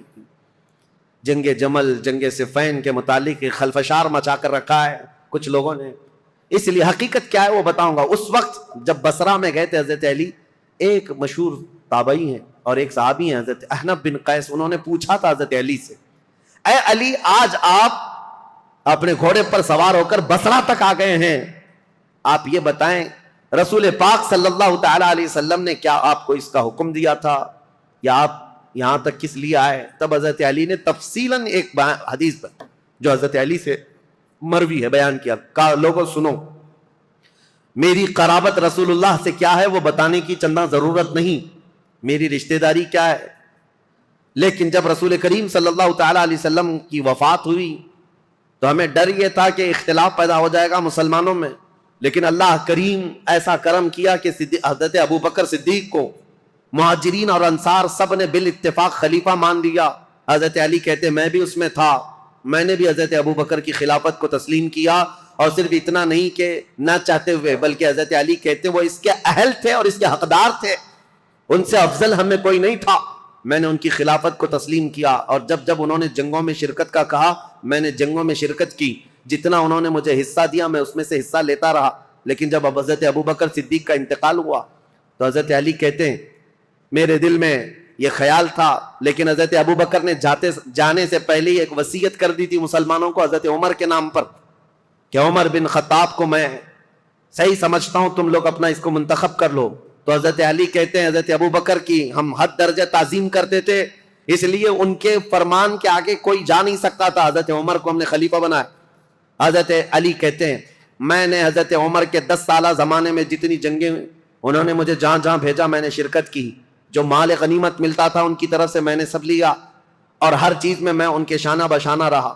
پھر جب حضرت عمر کا انتقال ہوا تو وہ کہتے ہیں کہ وہ مجلس سے شورا بنا کر گئے تھے 6 لوگوں کی، اس میں بھی تھا، اور اس میں 6 لوگوں میں جب انتخاب کرنے کی بات آئی تو 2 ہٹ گئے اور 2 نے ہمارے حوالے کر دیا، لاسٹ میں 2 بچ گئے، علی اور عثمان رضی اللہ تعالیٰ عنہما۔ حضرت علی کہتے ہیں چونکہ عبد الرحمن بن عوف نے مجھ سے یہ وعدہ لیا تھا، وہ 6 میں سے ایک صحابی عبد الرحمن بن عوف بھی ہیں، انہوں نے حضرت علی سے وعدہ لیا تھا اے علی اگر آپ کے علاوہ میں کسی اور کے ہاتھ میں بیعت کروں تو کیا آپ اس کے خلاف جائیں گے؟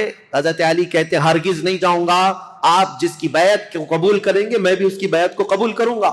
حضرت علی کہتے ہیں جب عبد الرحمن بن عوف نے مجھ سے یہ وعدہ لیا تھا اور وعدے کے بعد انہوں نے حضرت عثمان کے ہاتھ میں بیعت کر لی تو میں اپنے وعدے کے خلاف نہیں جا سکتا، میں نے بھی حضرت عثمان کے ہاتھ میں بیعت کر لی۔ یہ حضرت علی کی خود بیان کردہ روایت میں آپ کے سامنے رکھ رہا ہوں۔ اور پھر 12 سال گزر گئے حضرت عثمان کے۔ حضرت علی کہتے ہیں پھر حالات ایسے سنگین ہو گئے کہ حضرت عثمان کا قتل ہو گیا، جو بالکل میرے وہم و گمان میں نہ تھا کہ قتل تک ہو جائے گا، معاملات بدل رہے تھے، فتنہ پھیل چکا تھا، لیکن اتنے سنگین حالات بن گئے کہ ان کا قتل ہو گیا جس سے ہم ہرگز راضی نہیں۔ اب اس کے بعد بات آتی ہے خلیفہ چننے کی۔ حضرت زبیر، حضرت طلحہ، یہ 2 ایسے صحابہ ہیں جو عشرہ مبشرہ میں سے رسول اللہ صلی اللہ علیہ وسلم نے جن کو دنیا میں جنت کی بشارت دی، ان میں 2 یہ ہیں۔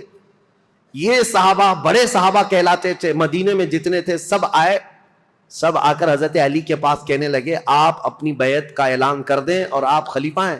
حضرت علی نے کہا مجھے اس کی خواہش نہیں، میں خلیفہ کی بجائے وزیر بننا پسند کروں گا، تم میں سے جو چاہے خلیفہ بن جاؤ، کیونکہ حالات ایسے تھے اس وقت حضرت علی کو خلیفہ بنایا جا رہا ہے جب انتشار بہت پھیل چکا تھا، امن کا دور نہیں تھا، جگہ جگہ جماعتیں کھڑی ہو گئی تھی، سبائی فتنہ، کوفہ میں الگ، بصرہ میں الگ، عراق میں الگ اور شام میں الگ اور مدینہ مکہ والے الگ۔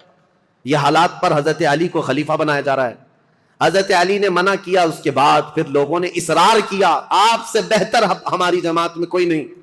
حضرت علی کہتے ہیں جب انہوں نے اصرار کیا تو میں نے اللہ اس کے رسول کے احکام کی شرط پر اور خلفائے ثلاثہ جو گزر چکے ان کی اتباع، ان کی پیروی پر سب کی بیعت لینا شروع کیا۔ حضرت علی جب بیعت لینے لگے، یہ تقریباً 35 ہجری کا واقعہ ہے، حضور صلی اللہ تعالیٰ علیہ وسلم کی وفات کو 25 سال گزر چکے تھے۔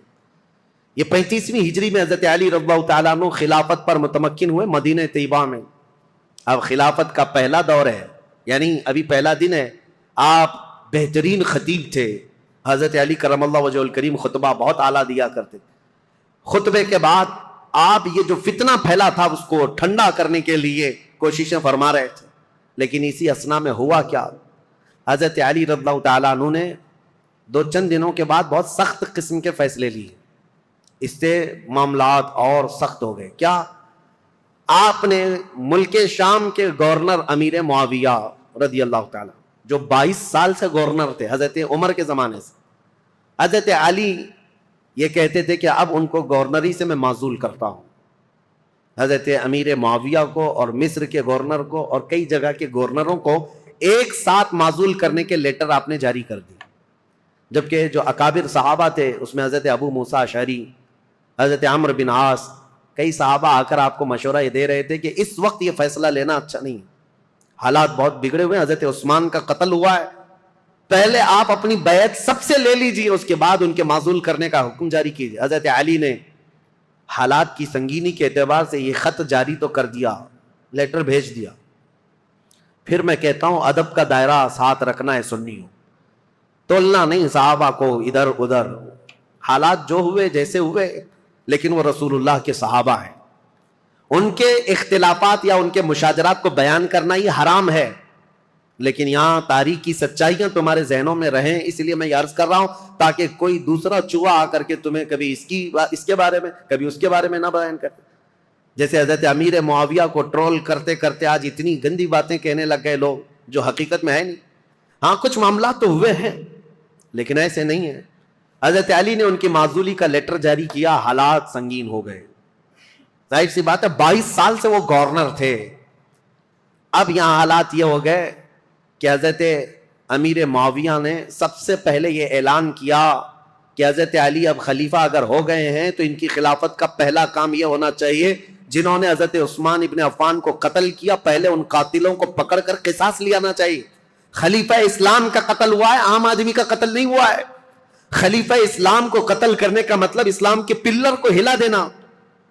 حضرت امیر معاویہ شد و مد سے بہت زور شور سے یہ مطالبہ شروع کر دی، اور مطالبے میں بھی اتنا کہ حضرت امیر معاویہ نے مدینے ایک قاصد کو بھیجا اور حالات معلوم کر کے حضرت عثمان کا وہ جبہ منگوایا جس میں ان کی شہادت ہوئی تھی. وہ خون سے تر بتر تھا. حضرت عثمان جس میں شہید ہوئے تھے وہ جبہ موجود تھا، اور ان کی بیوی حضرت نائلہ اس وقت موجود تھی جو حضرت عثمان کے گھر میں ان کی انگلیاں کٹ گئی تھی، بیچ بچاؤ میں یا زخمی ہو گئی تھی، ان کی کٹی ہوئی انگلیاں اور حضرت عثمان کا جبہ حضرت امیر معاویہ نے دمشق ملک شام منگوایا. اب یہ جب چیزیں آئیں تو حضرت امیر معاویہ نے منبر پر رکھ کر کے لوگوں سے کہا خلیفہ اسلام کا بے دردی کے ساتھ قتل ہوا ہے، جبکہ جو وجوہات بتائی جا رہی ہیں وہ بہت چھوٹی ہیں. حضرت عثمان نے غلطی کیا کی تھی، ان کا جرم کیا تھا جس کی وجہ سے یہ قتل ہوئے؟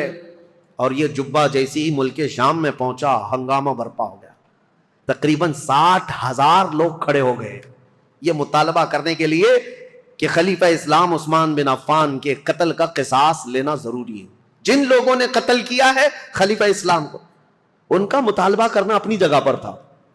ظاہر سی بات ہے آج کے دور میں آپ کو بتاؤں، ملک کے پریزیڈنٹ پر کوئی حملہ کر دے یا ملک کے پی ایم پر کوئی حملہ کر دے تو پورے ملک کی عزت کا مسئلہ ہو جاتا ہے. عام چیز نہیں ہے، اسی لیے سیکورٹی بھی بہت رکھی جاتی ہے. اور اگر ہو گیا تو اس کے بعد حالات کیا ہوتے ہیں؟ جو نیا بیٹھے گا اس کے لیے سب سے پہلا مطالبہ یہی کیا جائے گا جن لوگوں نے ان کا قتل کیا پہلے ان کو پکڑو. یہ مطالبہ ہوتا ہے. ارے میاں پی ایم اور پریزیڈنٹ تو بہت دور کی بات ہے، ہمارے ہاں کوئی عام آدمی بھی مر جائے تو لوگ مطالبہ کرتے ہیں کہ قاتل کو پکڑو، کلر کون ہے اس کو سزا دو. یہ تو مطالبہ ہوتا ہی ہے، پروٹیسٹ ہوتے ہیں. تو حضرت امیر معاویہ کا مطالبہ بہت تیزی سے بڑھتا چلا گیا. اب دیکھیں میں حالات آپ کو سمجھا رہا ہوں. حضرت علی کے ساتھ کیا معاملات تھے؟ جیسے ہی مدینے میں آپ نے باغ ڈور سنبھالی، آپ کے لیے حالات یہ تھے کہ صحیح طریقے سے قاتل کون ہے یہ کسی کو معلوم ہی نہیں تھا. آج تک نہیں معلوم، تو کیونکہ اس گھر میں حضرت عثمان ابن عفان کی بیوی حضرت نائلہ اکیلی تھیں. وہ بہت پردہ دار عورت تھیں. انہوں نے بیان کیا حضرت علی کے سامنے کہ محمد بن ابو بکر چھت سے داخل ہوئے تھے، یہ تو میں نے دیکھا ہے. اور انہوں نے حضرت عثمان کی داڑھی بھی پکڑی تھی، لیکن حضرت عثمان نے ایک جملہ کہا تھا کہ تیرے باپ ابو بکر ہوتے تو یہاں تک تیری حرکت نہ ہو سکتی. یہ سن کر محمد بن ابو بکر چلے گئے اور دروازے پر کھڑے ہو کر وہ رو کر توبہ کرنے لگے. لیکن ان کے ساتھ انجان 2 آدمی بھی آئے تھے. میں انہیں نہیں جانتی ہوں نہ پہچانتی ہوں کون لوگ ہیں. اور اس کے بعد حضرت نائلہ جو حضرت عثمان کی بیوی اس وقت جو موجود تھی وہ کہتی ہیں قتل ہونے کے وقت میں وہاں موجود نہیں تھی. قتل ہو گیا. حضرت علی کے سامنے یہ مقدمہ ہے، بڑا سخت ہے، کسی انجان کو قتل تو نہیں کر سکتے. پکڑ کر کے پوری جماعت کو. ظاہر سی بات ہے آپ موب لنچنگ بھی ہو جاتی ہے تو اس پورے موب کو جو ہے نا سزا نہیں دیتے حکومت. پرٹیکولر ایک آدمی کون ہے جو مرڈر کیا ہے اس کو پکڑنا ضروری ہوتا ہے. موب کا جو حملہ ہوتا ہے یہ سب لوگ اس میں شریک ہوتے ہیں. سزائیں چھوٹی چھوٹی ہو سکتی ہیں لیکن مرڈر کا جو جرم ہے وہ سب پر نہیں آتا. اس وقت حضرت علی کے ساتھ یہ معاملہ تھا کہ حقیقت میں قاتل کون ہے یہ نہیں معلوم. تو سیدنا علی بن ابی طالب مدینے کے سارے صحابہ سے کہہ رہے تھے کہ میں بھی حضرت عثمان کے قتل کا قصاص لینا چاہتا ہوں لیکن قاتل پکڑ کر کے تو لائیں. لوگوں نے کہا یہ مصر کے لوگ تھے, بلوائی تھے, ان سب کو پکڑ کے سزا دیجیے. حضرت علی کہتے ہیں وہ ایسی جماعت سے ہیں جن پر میرا قابو نہیں ہے, ابھی ابھی خلیفہ بنے ہیں اور مصر میں نیا اسلام ہے. یہ بلوائی یہ جتنے ہیں وہاں پر ایک فتنہ بھی پیدا ہو چکا تھا, تو وہ جدت پسند لوگ تھے, نئے نئے قسم کے اسلام میں آئے ہوئے تھے. حضرت علی ان مصلحتوں کو دیکھ کر خون عثمان کا بدلہ لینے میں آپ نے فرمایا کہ اس کو بعد میں حالات کے ٹھنڈے ہو جانے کے بعد لیا جائے گا, بس بات اتنی تھی. لیکن غلط فہمی بڑھتی گئی اور یہ غلط فہمی کو ڈالنے والا کون تھا؟ اسی لیے میں نے کل آپ کے سامنے ایک نام بتایا تھا, عبداللہ بن سبا, ایران کا رہنے والا ایک یہودی جو اسلام میں آیا تھا. اس نے اپنا کام شروع کر دیا مدینے میں جا کر اور دیگر جگہ پر ملک شام میں لوگوں کو بھڑکانا شروع کیا. پہلے تو حضرت علی کی حمایت میں بولتا تھا, اب حضرت علی خلافت پہ آئے تو حضرت عثمان کے قتل کا بدلہ لینے کے لیے ابھارنے لگ گیا. اب ہوا یہ کہ حضرت عائشہ صدیقہ رضی اللہ تعالیٰ عنہ, ان کا بھی کردار ہے تاریخ میں, ام المومنین ہے, زبان نہ کھولنا ان کے لیے بھی گستاخی کے لیے, ایمان برباد ہو جائے گا. ام المومنین رسول اللہ صلی اللہ علیہ وسلم کی محبوبہ ہیں, زوجہ ہیں. یہ حج پر گئی ہوئی تھیں اور حج سے واپس آنے کے وقت حضرت عثمان کا قتل ہو گیا تھا اور یہ خبر حضرت عائشہ کو پہنچ گئی. حضرت عائشہ کا مقام تھا صحابہ میں سب میں بھی, کیونکہ ام المومنین نے سب لوگ احترام کرتے تھے. حضرت عائشہ کے پاس جب یہ خبر پہنچی تو حضرت زبیر اور حضرت طلحہ یہ دونوں حضرت علی کے ہاتھ پر بیعت کر چکے تھے مدینے میں, لیکن حالات جب سنگین ہونے لگے تو یہ مدینہ چھوڑ کر مکہ چلے گئے. کون؟ یہ بڑے دو صحابہ عشرہ مبشرہ میں. حضرت زبیر حضور صلی اللہ تعالیٰ علیہ وسلم کے یہ بھی بھائی لگتے ہیں, پھوپھی کے بیٹے ہیں, سگی پھوپھی کے بیٹے ہیں حضرت زبیر, جیسے حضرت علی چاچا کے بیٹے ہیں, حضرت زبیر پھوپھی کے بیٹے ہیں. تو حضرت زبیر اور حضرت طلحہ دونوں مکہ چلے گئے اور یہ دونوں جا کر حضرت عائشہ سے ملاقات کیا پردے میں اور ان کو حالات بتائے مدینے میں کیا کیا ہوا, حضرت عثمان کا قتل کیسے ہوا. حضرت عائشہ بہت جلال میں آئی, کہا ہم جانتے ہیں عثمان بن عفان کے اخلاق اور ان کی کردار کو, سارے صحابہ ان کی پاکیزگی کی گواہی دیتے تھے. حضرت عائشہ کہتی ہیں میں وہ دن بھی جانتی ہوں جب رسول اللہ صلی اللہ تعالیٰ علیہ وسلم حجرے میں بیٹھے ہوتے, کئی لوگ آتے حضور اسی طرح لیٹے رہتے, جب عثمان آتے تو حضور اپنی تہبند صحیح کر لیتے تھے. حضرت عائشہ کہتی ہیں میں گواہ ہوں اور میں پوچھتی یا رسول اللہ عثمان کے آنے پر اپنی تہبند آپ پیر سے نیچے تک کرتے ہیں اور اٹھ کر بیٹھتے ہیں, کیوں ایسا حضرت عثمان کے متعلق؟ حضور نے فرمایا اے عائشہ کیا میں اس سے حیا نہ کروں جس سے اللہ کے فرشتے حیا کرتے ہیں؟ اللہ کے فرشتے جس سے حیا کرتے ہیں. میرے عزیز حضرت عائشہ نے جب یہ کہا اور وہ جلال میں آئیں, واپس مکہ لوٹ کر آئیں, کہا جب مدینے کے حالات اتنے خراب ہو گئے تو اب کیا کرنا چاہیے. مکہ والوں کو جمع کر کے حضرت عائشہ نے ایک خطبہ دیا اور اس خطبے میں آپ نے یہی فرمایا کہ عثمان بن عفان خلیفہ اسلام تھے, خلیفہ برحق تھے, ان کا قتل پورے اسلام کے لیے کلنک ہے, اس کا بدلہ تو لینا ہوگا, قصاص ضروری ہے ورنہ اسلام پر یہ دھبا ہمیشہ کے لیے رہ جائے گا. حضرت عائشہ کی تقریر پر جوش آیا لوگوں میں اور پھر مکہ والے بھی جمع ہو گئے. مکہ والوں نے سب آ کر کے حضرت عائشہ سے کہا کہ یہ بدلہ لینے کا طریقہ کیا ہے. حضرت علی خلیفہ ہو گئے اور انہوں نے سب سے بیعت لی ہے, لیکن طریقہ کیا ہے؟ حضرت عائشہ اب اس بارے میں مشورہ کر رہی تھی, ہاں طریقہ کیا ہے اس پر بھی تو سوچنا چاہیے کہ خون عثمان کا بدلہ لینا ہے, لیکن وہ قوم مصر کے رہنے والی ہے اور مصر میں ہماری پہنچ نہیں, کیسے؟ تو اس میں جب صحابہ کی میٹنگیں ہونے لگی مکہ میں, تو اب میں آپ کو بتاؤں یہاں سے ایک نئی جنگ کی ابتدا ہو گئی. حضرت عائشہ اپنی اونٹنی پر سوار ہو کر, پہلے لوگوں نے کہا کہ ملک شام چلتے ہیں, امیر معاویہ نے بھی خون کے بدلے کا اعلان کیا, یا پھر مدینے چلتے ہیں, لیکن ان دونوں رائے کو آپ نے حضرت عائشہ صدیقہ نے چھوڑ دیا اور بصرہ کی طرف آپ روانہ ہو گئیں. بصرہ عراق کا ایک شہر ہے. اس بیچ میں کئی ایسے محتاط صحابہ ہیں جو اس جنگ میں شامل نہیں ہوئے. حضرت عائشہ جب جانے لگیں, کیونکہ میٹنگیں اتنی ہو گئی تھیں, اور جب لوگ یہ کہنے لگے کہ یہ بدلہ لینا تو خلیفہ وقت کا کام ہے، تو حضرت علی اس وقت بدلہ قصاص لینے پر تیار نہیں تھے، یا یہ فرما رہے تھے کہ ابھی اس قوم سے ہمارا پالا نہیں ہے، یا اس قوم پر ہمارا قابو نہیں ہے، ہم بعد میں بدلہ لیں گے. لیکن یہ مطالبہ شدت اختیار کر گیا. اب حضرت علی کو مدینے میں بھی آ کر خبر پہنچ گئی کہ حضرت عائشہ لوگوں میں جمع ہو گئی، اور انہوں نے خون عثمان کا قصاص لینے کا اعلان کر دیا. اور حضرت علی کو یہ بھی خبر مل گئی کہ امیر معاویہ کو جو ہم نے خط لکھا تھا، حضرت امیر معاویہ نے بدلے میں خط بھیجا جو بالکل خالی تھا، کچھ بھی لکھا ہوا نہیں تھا. حضرت علی سمجھ گئے معاملات سنگین ہے، یعنی امیر معاویہ نے وہاں سے اعلان یہ کر دیا ہے کہ پہلے خون عثمان کا بدلہ لیا جائے گا، بعد میں حضرت علی کی بیعت اور خلافت کا معاملہ ہوگا. اب یہ بظاہر ٹکراؤ والی صورت ہے، ایک طرف سے مطالبہ ہے شدت سے بدلہ لینے کا، اور ایک طرف حضرت علی مصلحت کو دیکھ رہے تھے، حکمت کو دیکھ رہے تھے. اس وقت حضرت علی کہتے ہیں اس خانہ جنگی کو، جس کو کہتے ہیں گرہ یدھ، اپنے اندر چلنے والی جنگ کو اگر خاتمہ نہ کیا جائے تو اس کا بہت بڑا نقصان اٹھانا پڑے گا اور ہمارا شیرازہ منتشر ہو جائے گا. حضرت علی مدینے میں لوگوں کو جمع کرتے ہیں، چلو ہم اس معاملے کو ٹھنڈا کریں گے. جب سب لوگ جمع ہوئے حضرت علی کے ساتھ، حضرت علی اب کوفہ کی طرف روانہ ہو گئے. حضرت علی کے ساتھ اس وقت 10,000 لوگ تھے. میرے عزیزوں، جب 10,000 لوگ ادھر ہیں، حضرت عائشہ کے ساتھ شروع میں 3,000 تھے، پھر راستے میں کئی لوگ شامل ہوئے، وہاں پر بھی 10,000 کی تعداد. اب 10,000 کی تعداد جب ہوئی تو اس میں سارے مخلصین نہیں تھے، کئی فتین بھی شامل تھے، ادھر بھی ادھر بھی، سبائی فتنے کے لوگ ادھر بھی تھے ادھر بھی تھے. اب حضرت علی رضی اللہ تعالیٰ عنہ یہاں سے نکلے ہیں اور مسلمانوں میں یہ بات پھیل گئی کہ 2 جماعتوں میں جنگ ہونے جا رہی ہے، ایک طرف حضرت عائشہ ہیں، ایک طرف حضرت علی.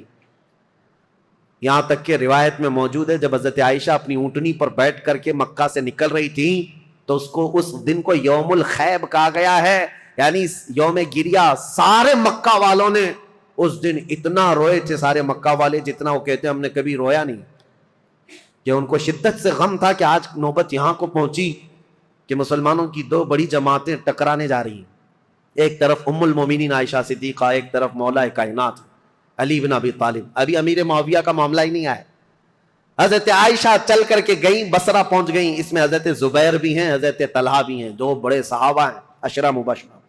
ادھر حضرت علی کے ساتھ جو 10,000 صحابہ ہیں، اس میں حضرت عمار بن یاسر، مقداد بن اسود، بلال حبشی، کئی صحابہ، حضرت علی رضی اللہ تعالیٰ عنہ کے ساتھ حضرت سلمان فارسی، یہ لوگ ہیں. نکلے ہیں، جنگ کی نیت تو نہیں تھی، معاملات کو دیکھا جائے گا اور سامنے بیٹھ کر کے کچھ کیا جائے. اب حضرت علی کوفہ گئے تو وہاں حضرت ابو موسیٰ اشعری تھے، یہ بھی بڑے صحابی ہیں جنہوں نے بعد میں چل کر صلح کرائی. یہ کوفہ والوں میں بیان کر کر کے لوگوں کو یہ کہہ رہے تھے کہ اے لوگوں، اپنا ایمان بچانا، آخرت بچانی ہے، تلواریں اپنے نیام میں رکھو، کوئی اپنے گھر سے نہ نکلے، کوئی ان جنگوں میں شرکت نہ کرے.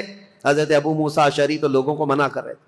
پھر حضرت علی کوفہ پہنچ گئے. یہ کوفہ پہنچنے کی وہی تاریخ ہے کہ جب حضرت علی کوفہ پہنچے تو پھر اس کے بعد مدینے دوبارہ تشریف نہیں لائے.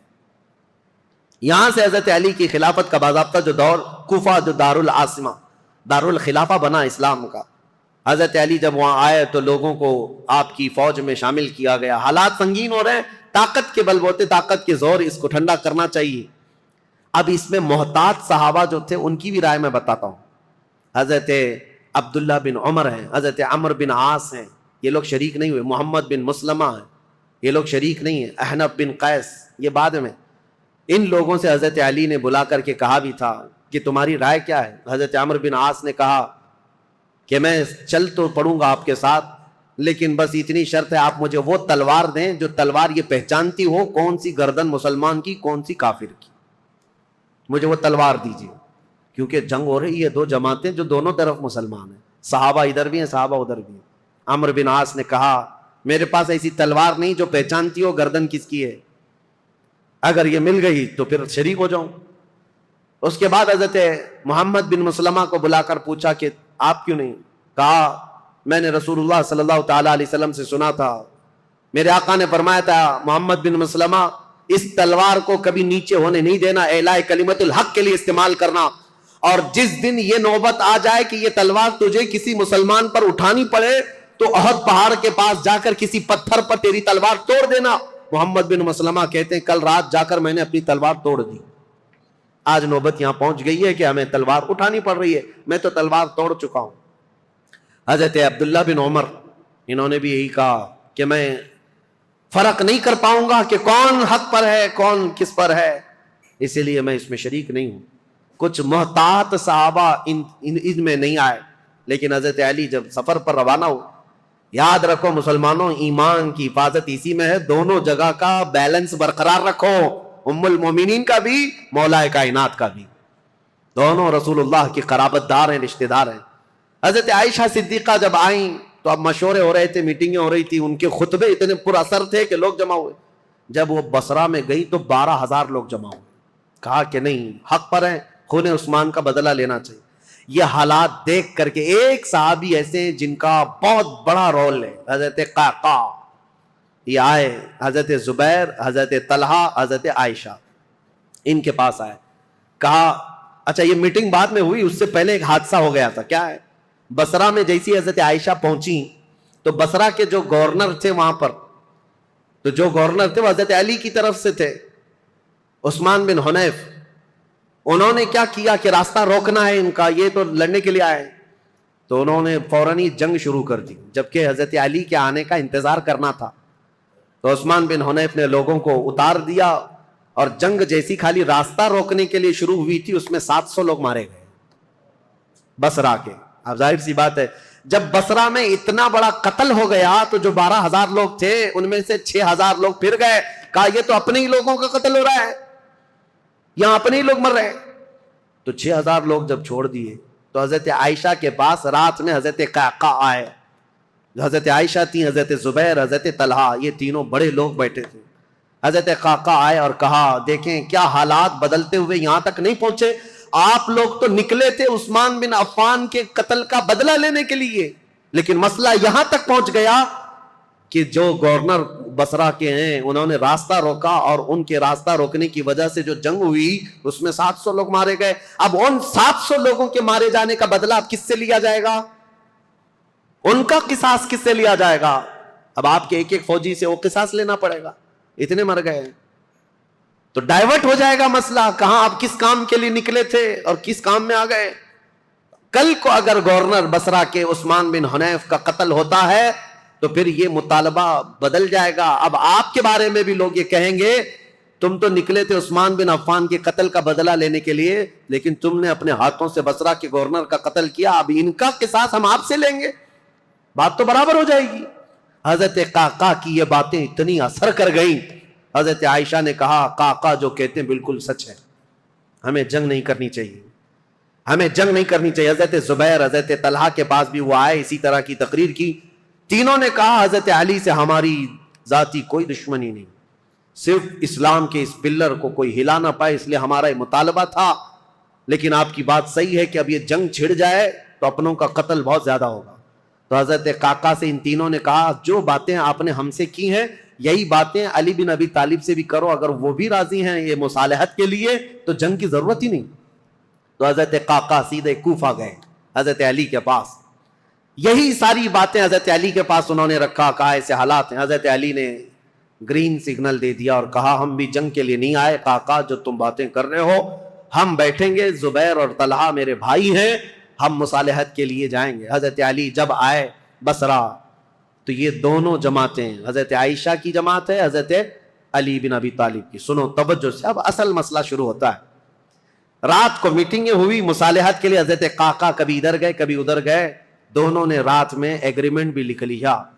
حضرت زبیر خود چل کر کے حضرت علی کے پاس آئے, حضرت علی سے گفتگو کرنے سے پہلے ہی حضرت علی نے ان سے پوچھا اے زبیر تمہیں یاد ہے رسول اللہ صلی اللہ علیہ وسلم نے ایک مرتبہ میں بھی تھا اور تم بھی تھے. سنو حضرت علی حدیث سنا رہے, حضرت زبیر کو یاد دلا رہے, کہا میں بھی تھا تم بھی تھے, رسول اللہ نے تم سے یہ نہیں کہا تھا اے زبیر ایک دن تم علی سے لڑو گے اور علی حق پر ہوں گے, ایک دن تم علی سے لڑو گے اور علی حق پر ہوں گے. تو حضرت زبیر نے کہا سچ کہا علی تو نے, میں نے رسول اللہ سے سنا تھا. کہا حضرت زبیر اسی دن وہاں سے کہتے میں لڑنا نہیں چاہتا تم سے, نکل گئے. جیسے ہی حضرت زبیر گئے حضرت طلحہ نے پوچھا ان سے کیا بات ہے, حضرت زبیر نے کہا علی نے مجھے وہ حدیث یاد دلائی جو رسول اللہ نے میری زندگی میں کہا تھا, علی حق پر ہے, علی حق پر ہے. حضرت زبیر چل پڑے تو حضرت طلحہ نے کہا اے زبیر میں بھی اس فعل پر اس کام پر نادم ہوں، شرمندہ ہوں، میں بھی نکل چلتا ہوں۔ یہ رات کی خبر جو ہو رہی تھی حضرت عائشہ رضی اللہ تعالیٰ عنہا کے پاس پہنچی تھی۔ حضرت عائشہ کے ساتھ ایک معاملہ ہوا تھا راستے میں، وہ بھی میں تاریخ میں ہے، میں آپ کو بتاتا ہوں۔ جب حضرت عائشہ کی یہ فوج چل رہی تھی، مقام حواب ایک جگہ آئی جہاں کتے بھونکنے لگے۔ حضرت عائشہ نے فوراً اونٹنی کو کھڑا کر دیا اور پوچھا یہ اس جگہ کا نام کیا ہے؟ لوگوں نے کہا مقام حواب، تو ڈر گئیں، کپ کپی آ گئی جسم میں۔ کہا ماں عائشہ صدیقہ کیا ہوا کیا؟ کہا میں نے رسول اللہ سے ایک حدیث سنی تھی، میرے آقا نے فرمایا اے عائشہ ایک بار تم مسلمانوں کے ساتھ سفر پر ہوگی تو اللہ کی قسم دیتا ہوں اس جماعت میں تم مت جانا جس میں حواب کے کتے بھونکیں گے۔ حضور سے میں نے یہ سنا تھا حواب کے کتے بھونکیں گے جس جماعت میں، اس جماعت میں جانا مت۔ حضرت عائشہ نے کہا کہ اگر یہاں حواب کا مقام ہے تو کتے بھونک رہے ہیں اور میں نہیں چاہتی کہ اس جماعت میں ہوں۔ یہ بصرہ آنے سے پہلے کی بات ہے، لیکن کیا بتائیں جماعت میں فتنہ انگیزی کرنے والے جو سبائی لوگ تھے ان میں 40 لوگ ایسے آئے جنہوں نے اللہ رسول کی قسم اٹھائی، قرآن کی قسم اٹھا کر کہا یہ حواب کا مقام ہے ہی نہیں، حواب ہے نہیں، یہ دوسری جگہ ہے، یہاں کے کتے روز بھونکتے رہتے۔ حضرت عائشہ کو حلف لے کر کے انہوں نے کہا یہ حواب کا مقام نہیں ہے، تب حضرت عائشہ پھر چل پڑی جبکہ وہ مقام حواب ہی تھا۔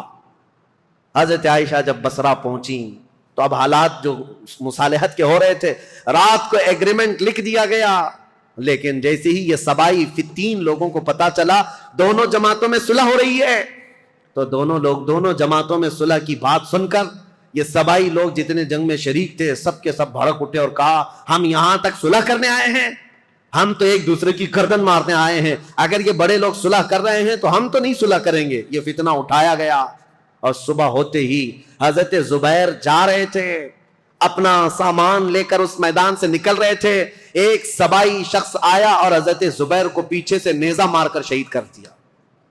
رسول اللہ صلی اللہ علیہ وسلم کے بھائی، پھپھیرے بھائی، عشرہ مبشرہ میں سے حضرت زبیر جیسے ہی شہید ہوئے، حضرت طلحہ دوڑتے ہوئے آئے کہ ظالم جماعت نے حضرت زبیر کو مار دیا ہے، رسول اللہ کے اس صحابی کا قتل ہوا، یہ پہلا قتل ہوا ہے۔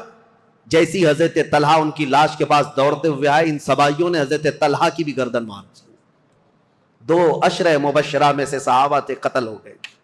اب ہوا یہ کہ جیسے ہی حضرت زبیر اور حضرت طلحہ شہید ہوئے تو یہ جو جماعت آئی تھی ان سب میں یہ اعلان ہوا کہ حضرت علی کے ساتھ جو جماعت آئی ہے انہوں نے وعدہ خلافی کی ہے، رات کو صلح کیا اور صبح قتل کیا ہے۔ اس اعتبار سے جنگ شروع ہو گئی، ادھر سے جو حضرت عائشہ کے ساتھ لوگ آئے تھے وہ جنگ میں کود پڑے اور ادھر سے جو تھے وہ بھی جنگ میں کود پڑے۔ یہ گھماسان کی جنگ چلتی رہی، اتنی سخت جنگ تھی، اتنی سخت جنگ تھی کہ ایک دن کے اندر 12,000 مسلمان قتل ہوئے۔ بہت سخت قسم کی یہ تاریخ ہے، یہ مجھے بتانا اس لیے بھی ضروری ہے کہ کوئی اٹھ پٹانگ تمہارے دلوں میں نہ ڈال دے۔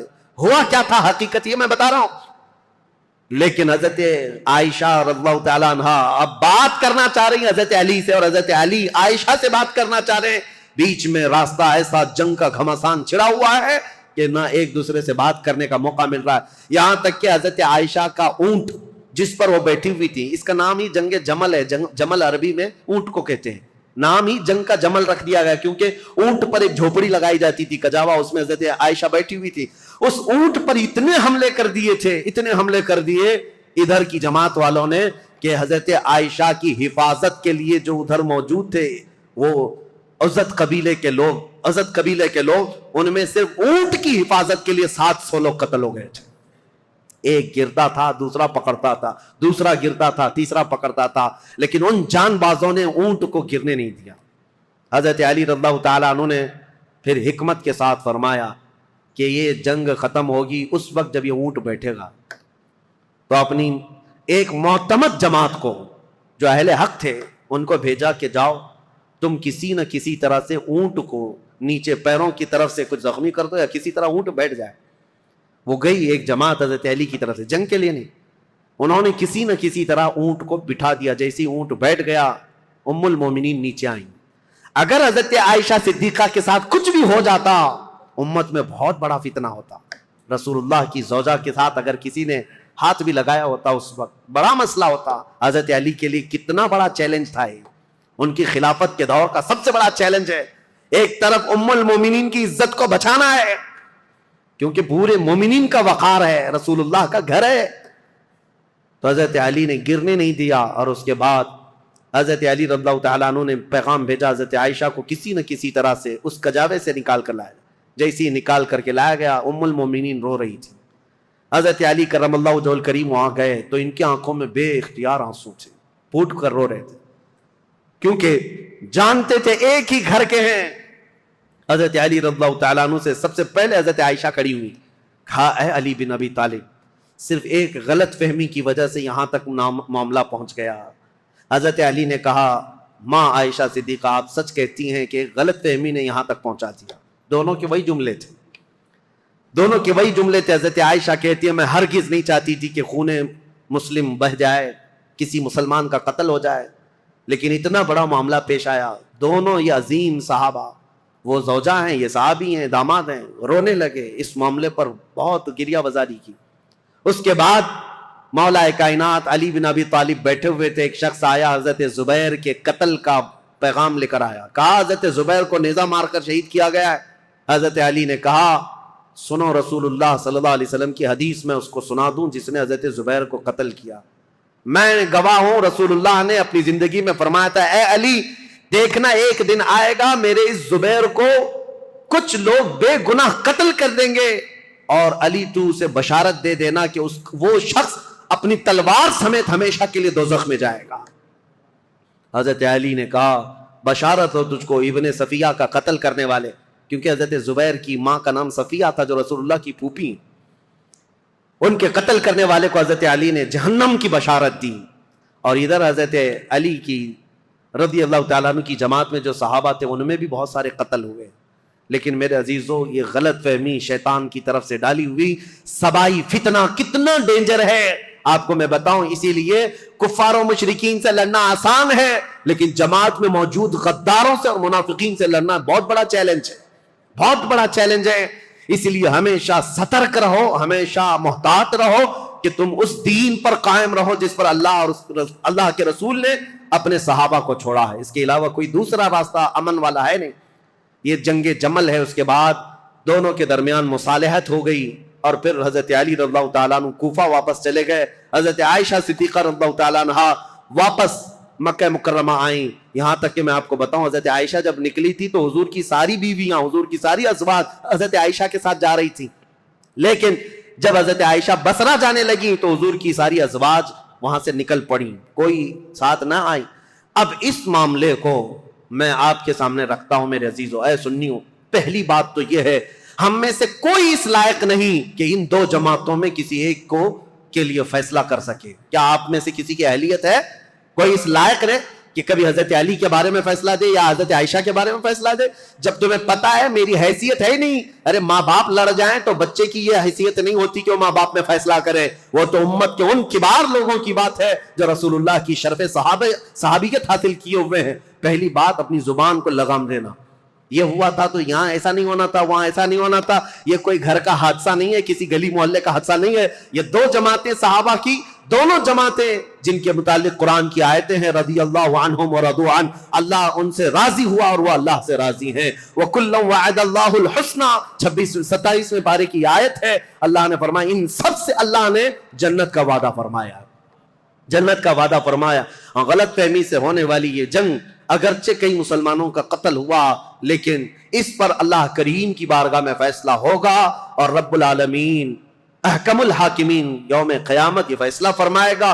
اور اسی لیے اے لوگوں اپنی زبانیں دراز کر کے خود فیصلہ دے کر کہیں تم اپنے ایمان کو خراب مت کر لینا، کہیں اپنی آخرت کو خراب مت کر لینا۔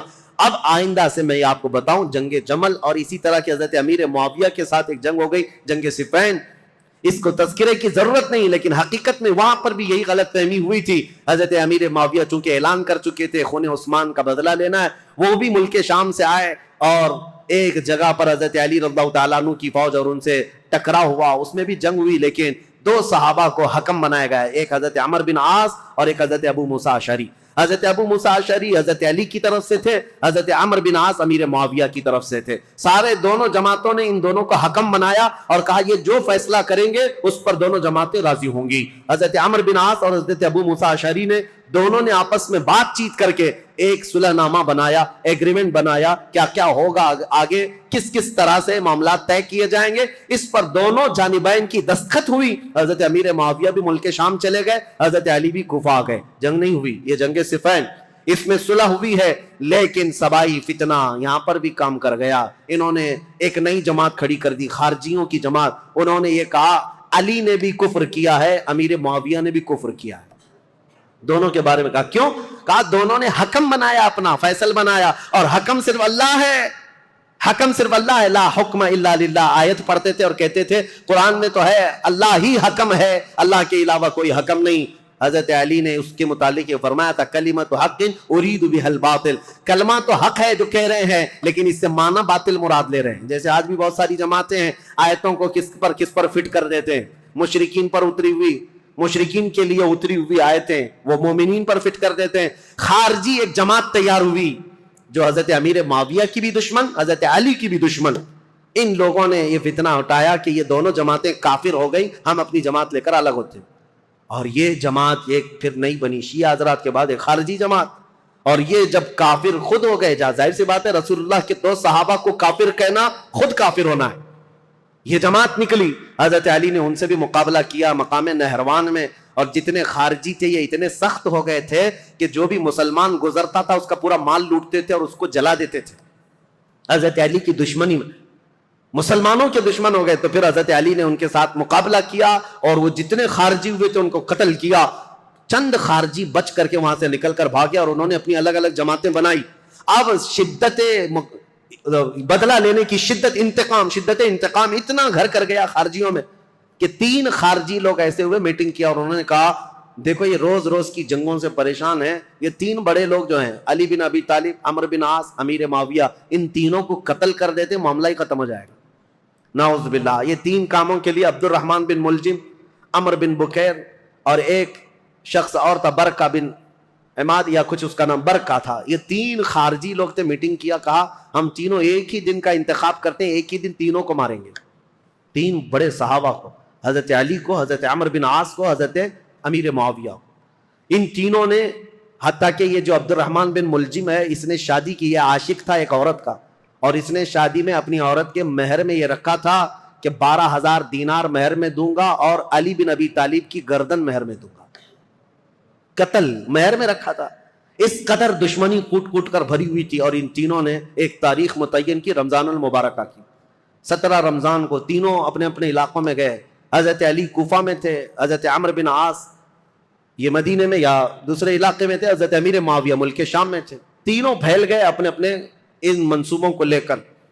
اور حضرت امیر معاویہ حضرت عمرو بن عاص کے لیے جو لوگ گئے تھے, ایک برکہ اور ایک جو حضرت عمرو بن عاص کو قتل کرنے والا تھا, یہ تینوں بکیر, عمرو بن بکیر, یہ دونوں جو ہے اپنی پلاننگ میں فیل ہوئے. لیکن عبد الرحمن بن ملجم یہ تلوار کو زہر میں بجھا کر کے کوفہ میں روز انتقام کی آگ میں بھڑکتا رہا.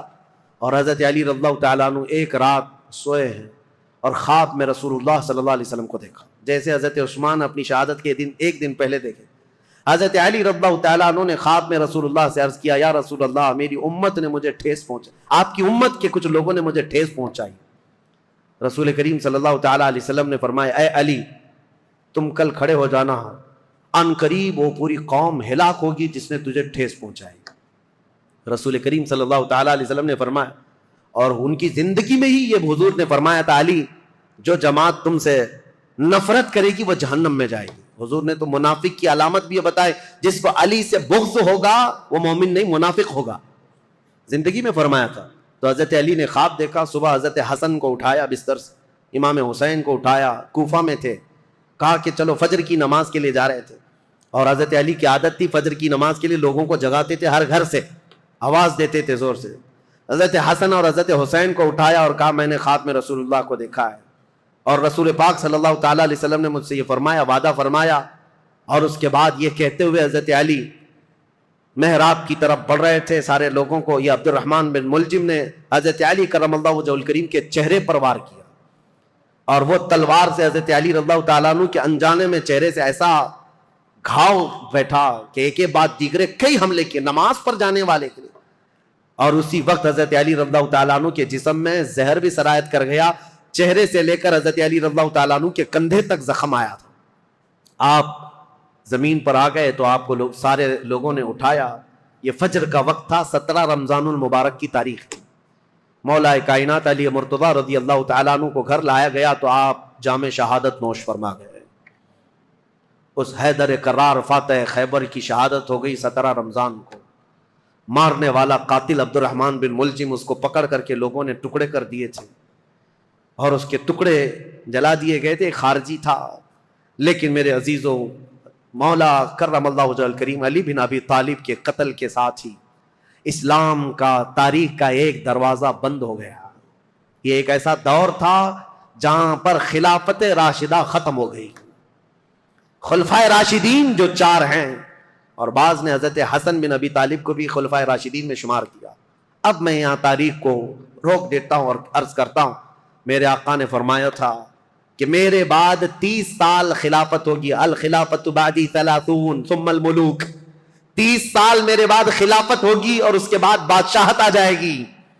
اب حساب کرو، سیدنا ابو بکر صدیق کا زمانہ 2.5 سال کا، 2 سال کچھ مہینے۔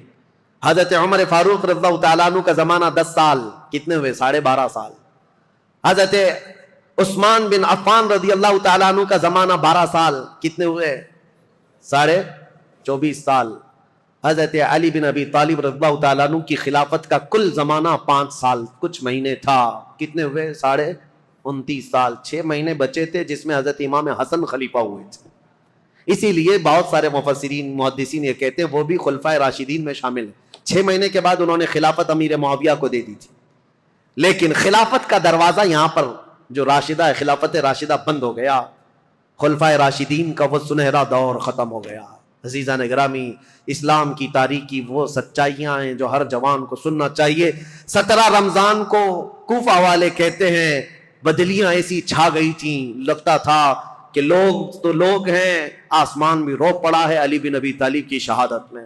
حضرت علی کرم اللہ وجہ الکریم کا جسد خاکی لایا گیا، امام حسن نے نماز جنازہ پڑھائی، امام حسین نے غسل دیا تھا، اور آپ کو کوفہ شہر کے اسی مسجد کے کنارے دفن کیا گیا تھا۔ بعض روایات میں ہے آپ کے جسد مبارکہ کو لوگوں سے چھپا کر کے رکھا گیا تھا، کیونکہ خارجی جو جماعت تھی وہ اتنے شدید قسم کی نفرت کر رہے تھے کہ کہیں قبر کو اندھیرے میں کھود کر توہین نہ کریں، بے حرمتی نہ کریں۔ مولا کائنات علی مرتضیٰ رضی اللہ تعالیٰ عنہ کی قبر مبارکہ کو چھپایا گیا تھا، لیکن بہت ساری روایتیں بتاتی ہیں مقام نجف اشرف جو کوفہ کا حصہ تھا جہاں مولا علی کو دفن کیا گیا، آج بھی امیر المومنین کا دروازہ بڑی شان کے ساتھ کھلا نظر آتا ہے، اور ان کی تربت انور پر جب جھنڈا لہراتا ہے تو میرے عزیزوں کئی مرتبہ نجف جانے کا موقع ملا، کئی مرتبہ عراق گیا، جب بھی اس لہراتے ہوئے جھنڈے کو دیکھتا ہوں تو خیبر یاد آ جاتا ہے۔ مولا کائنات کی وہ تلوار کی شکلیں لٹکائی گئی ہیں، اگرچہ شیعہ لوگوں کی وہاں پر حکومت ہے،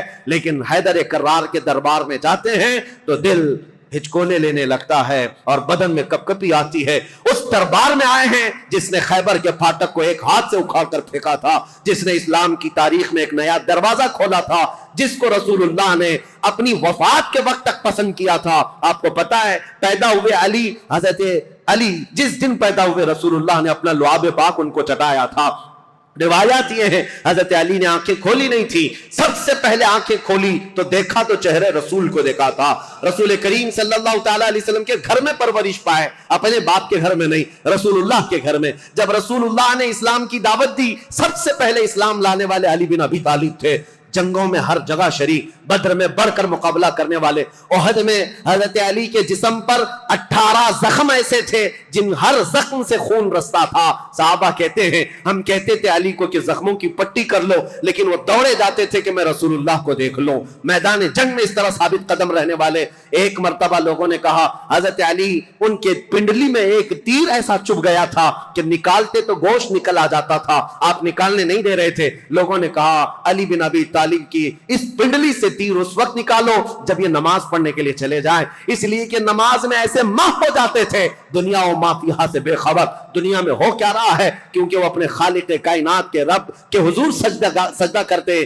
جو لوگوں نے یہ کہا حضرت علی جیسی نماز کے لیے رکعت باندھے، ان کی پنڈلی سے یہ تیر کھینچ کر نکالا گیا، اس تیر کے ساتھ گوشت بھی نکل کر کے آ گیا، لیکن ان کی نماز نہیں ٹوٹی، نماز مکمل کیا۔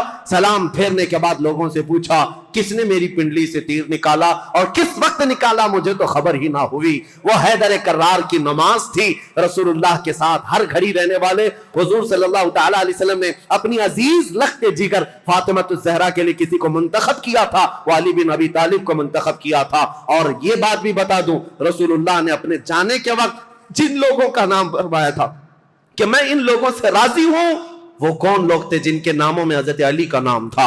حضور نے فرمایا میں ان سے راضی ہوں۔ وفات کے وقت بھی رسول اللہ ان سے راضی تھے، اور حضور صلی اللہ تعالی علیہ وسلم کے پردہ کرنے کے بعد جو سعادت حاصل ہوئی حضرت علی کو، حضور صلی اللہ تعالی علیہ وسلم کا کفن حضرت علی نے باندھا تھا، تجہیز و تکفین آپ نے فرمائی تھی، اور رسول کریم صلی اللہ تعالی علیہ وسلم کو آخری مرتبہ قبر انور میں جو اتارا گیا ہے، اس قبر میں اترنے والے بھی علی بن ابی طالب تھے۔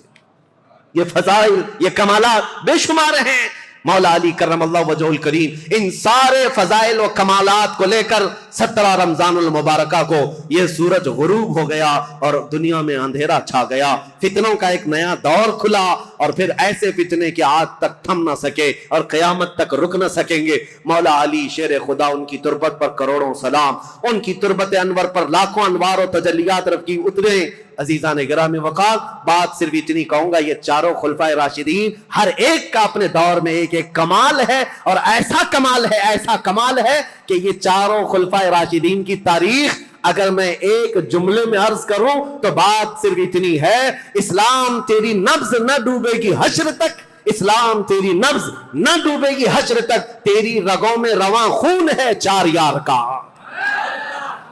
تیری رگوں میں رواں خون ہے چار یار کا۔ اسلام کی یہ سرسبز و شادابی جو آج دیکھتے ہیں، یہ رسول اللہ کے ان خلفائے راشدین کا خون ہے، ان کی محنتیں ہیں، ان کا کردار ہے، اور آج بھی دنیا یہ خلفاء کی مثال لانے سے عاجز ہے۔ بڑے بڑے بادشاہ آئے ہوں گے، لیڈر آئے ہوں گے، حکمران آئے ہوں گے، لیکن میرے مصطفیٰ کی یہ چار غلام کوئی لا کر کے دکھا دے، وہ کوئی دنیا اس طرح کے غلام لا نہ سکے گی۔ حیدر کرار جو ٹوٹی چٹائی پر بیٹھ کر لوح محفوظ کا مطالعہ کرتے ہوں، رسول اللہ صلی اللہ تعالی علیہ وسلم کے ان غلاموں کی تربت پر مولا کروڑوں رحمت نازل فرما۔ اخیر میں دعا ہے مولا تاریخ اسلام کی یہ سچائیاں پوری کائنات میں موجود ہر مسلمان نوجوان کے سینے میں جاگزیں فرما دے۔ اے اللہ، ہم تیرے دربار میں صدیق اکبر کی صداقت کا صدقہ مانگتے ہیں، فاروق اعظم کی عدالت کا حصہ مانگتے ہیں، عثمان غنی کی سخاوت کا جز مانگتے ہیں، مولا حیدر کرار کی شجاعت کا ٹکڑا مانگتے ہیں۔ مولا ان خلفائے راشدین کے کچھ حصے صدقے میں ہمیں عطا فرما، اور قیامت تک آنے والی ہماری نسلوں کو ان صحابہ کی غلامی میں زندگی عطا فرما۔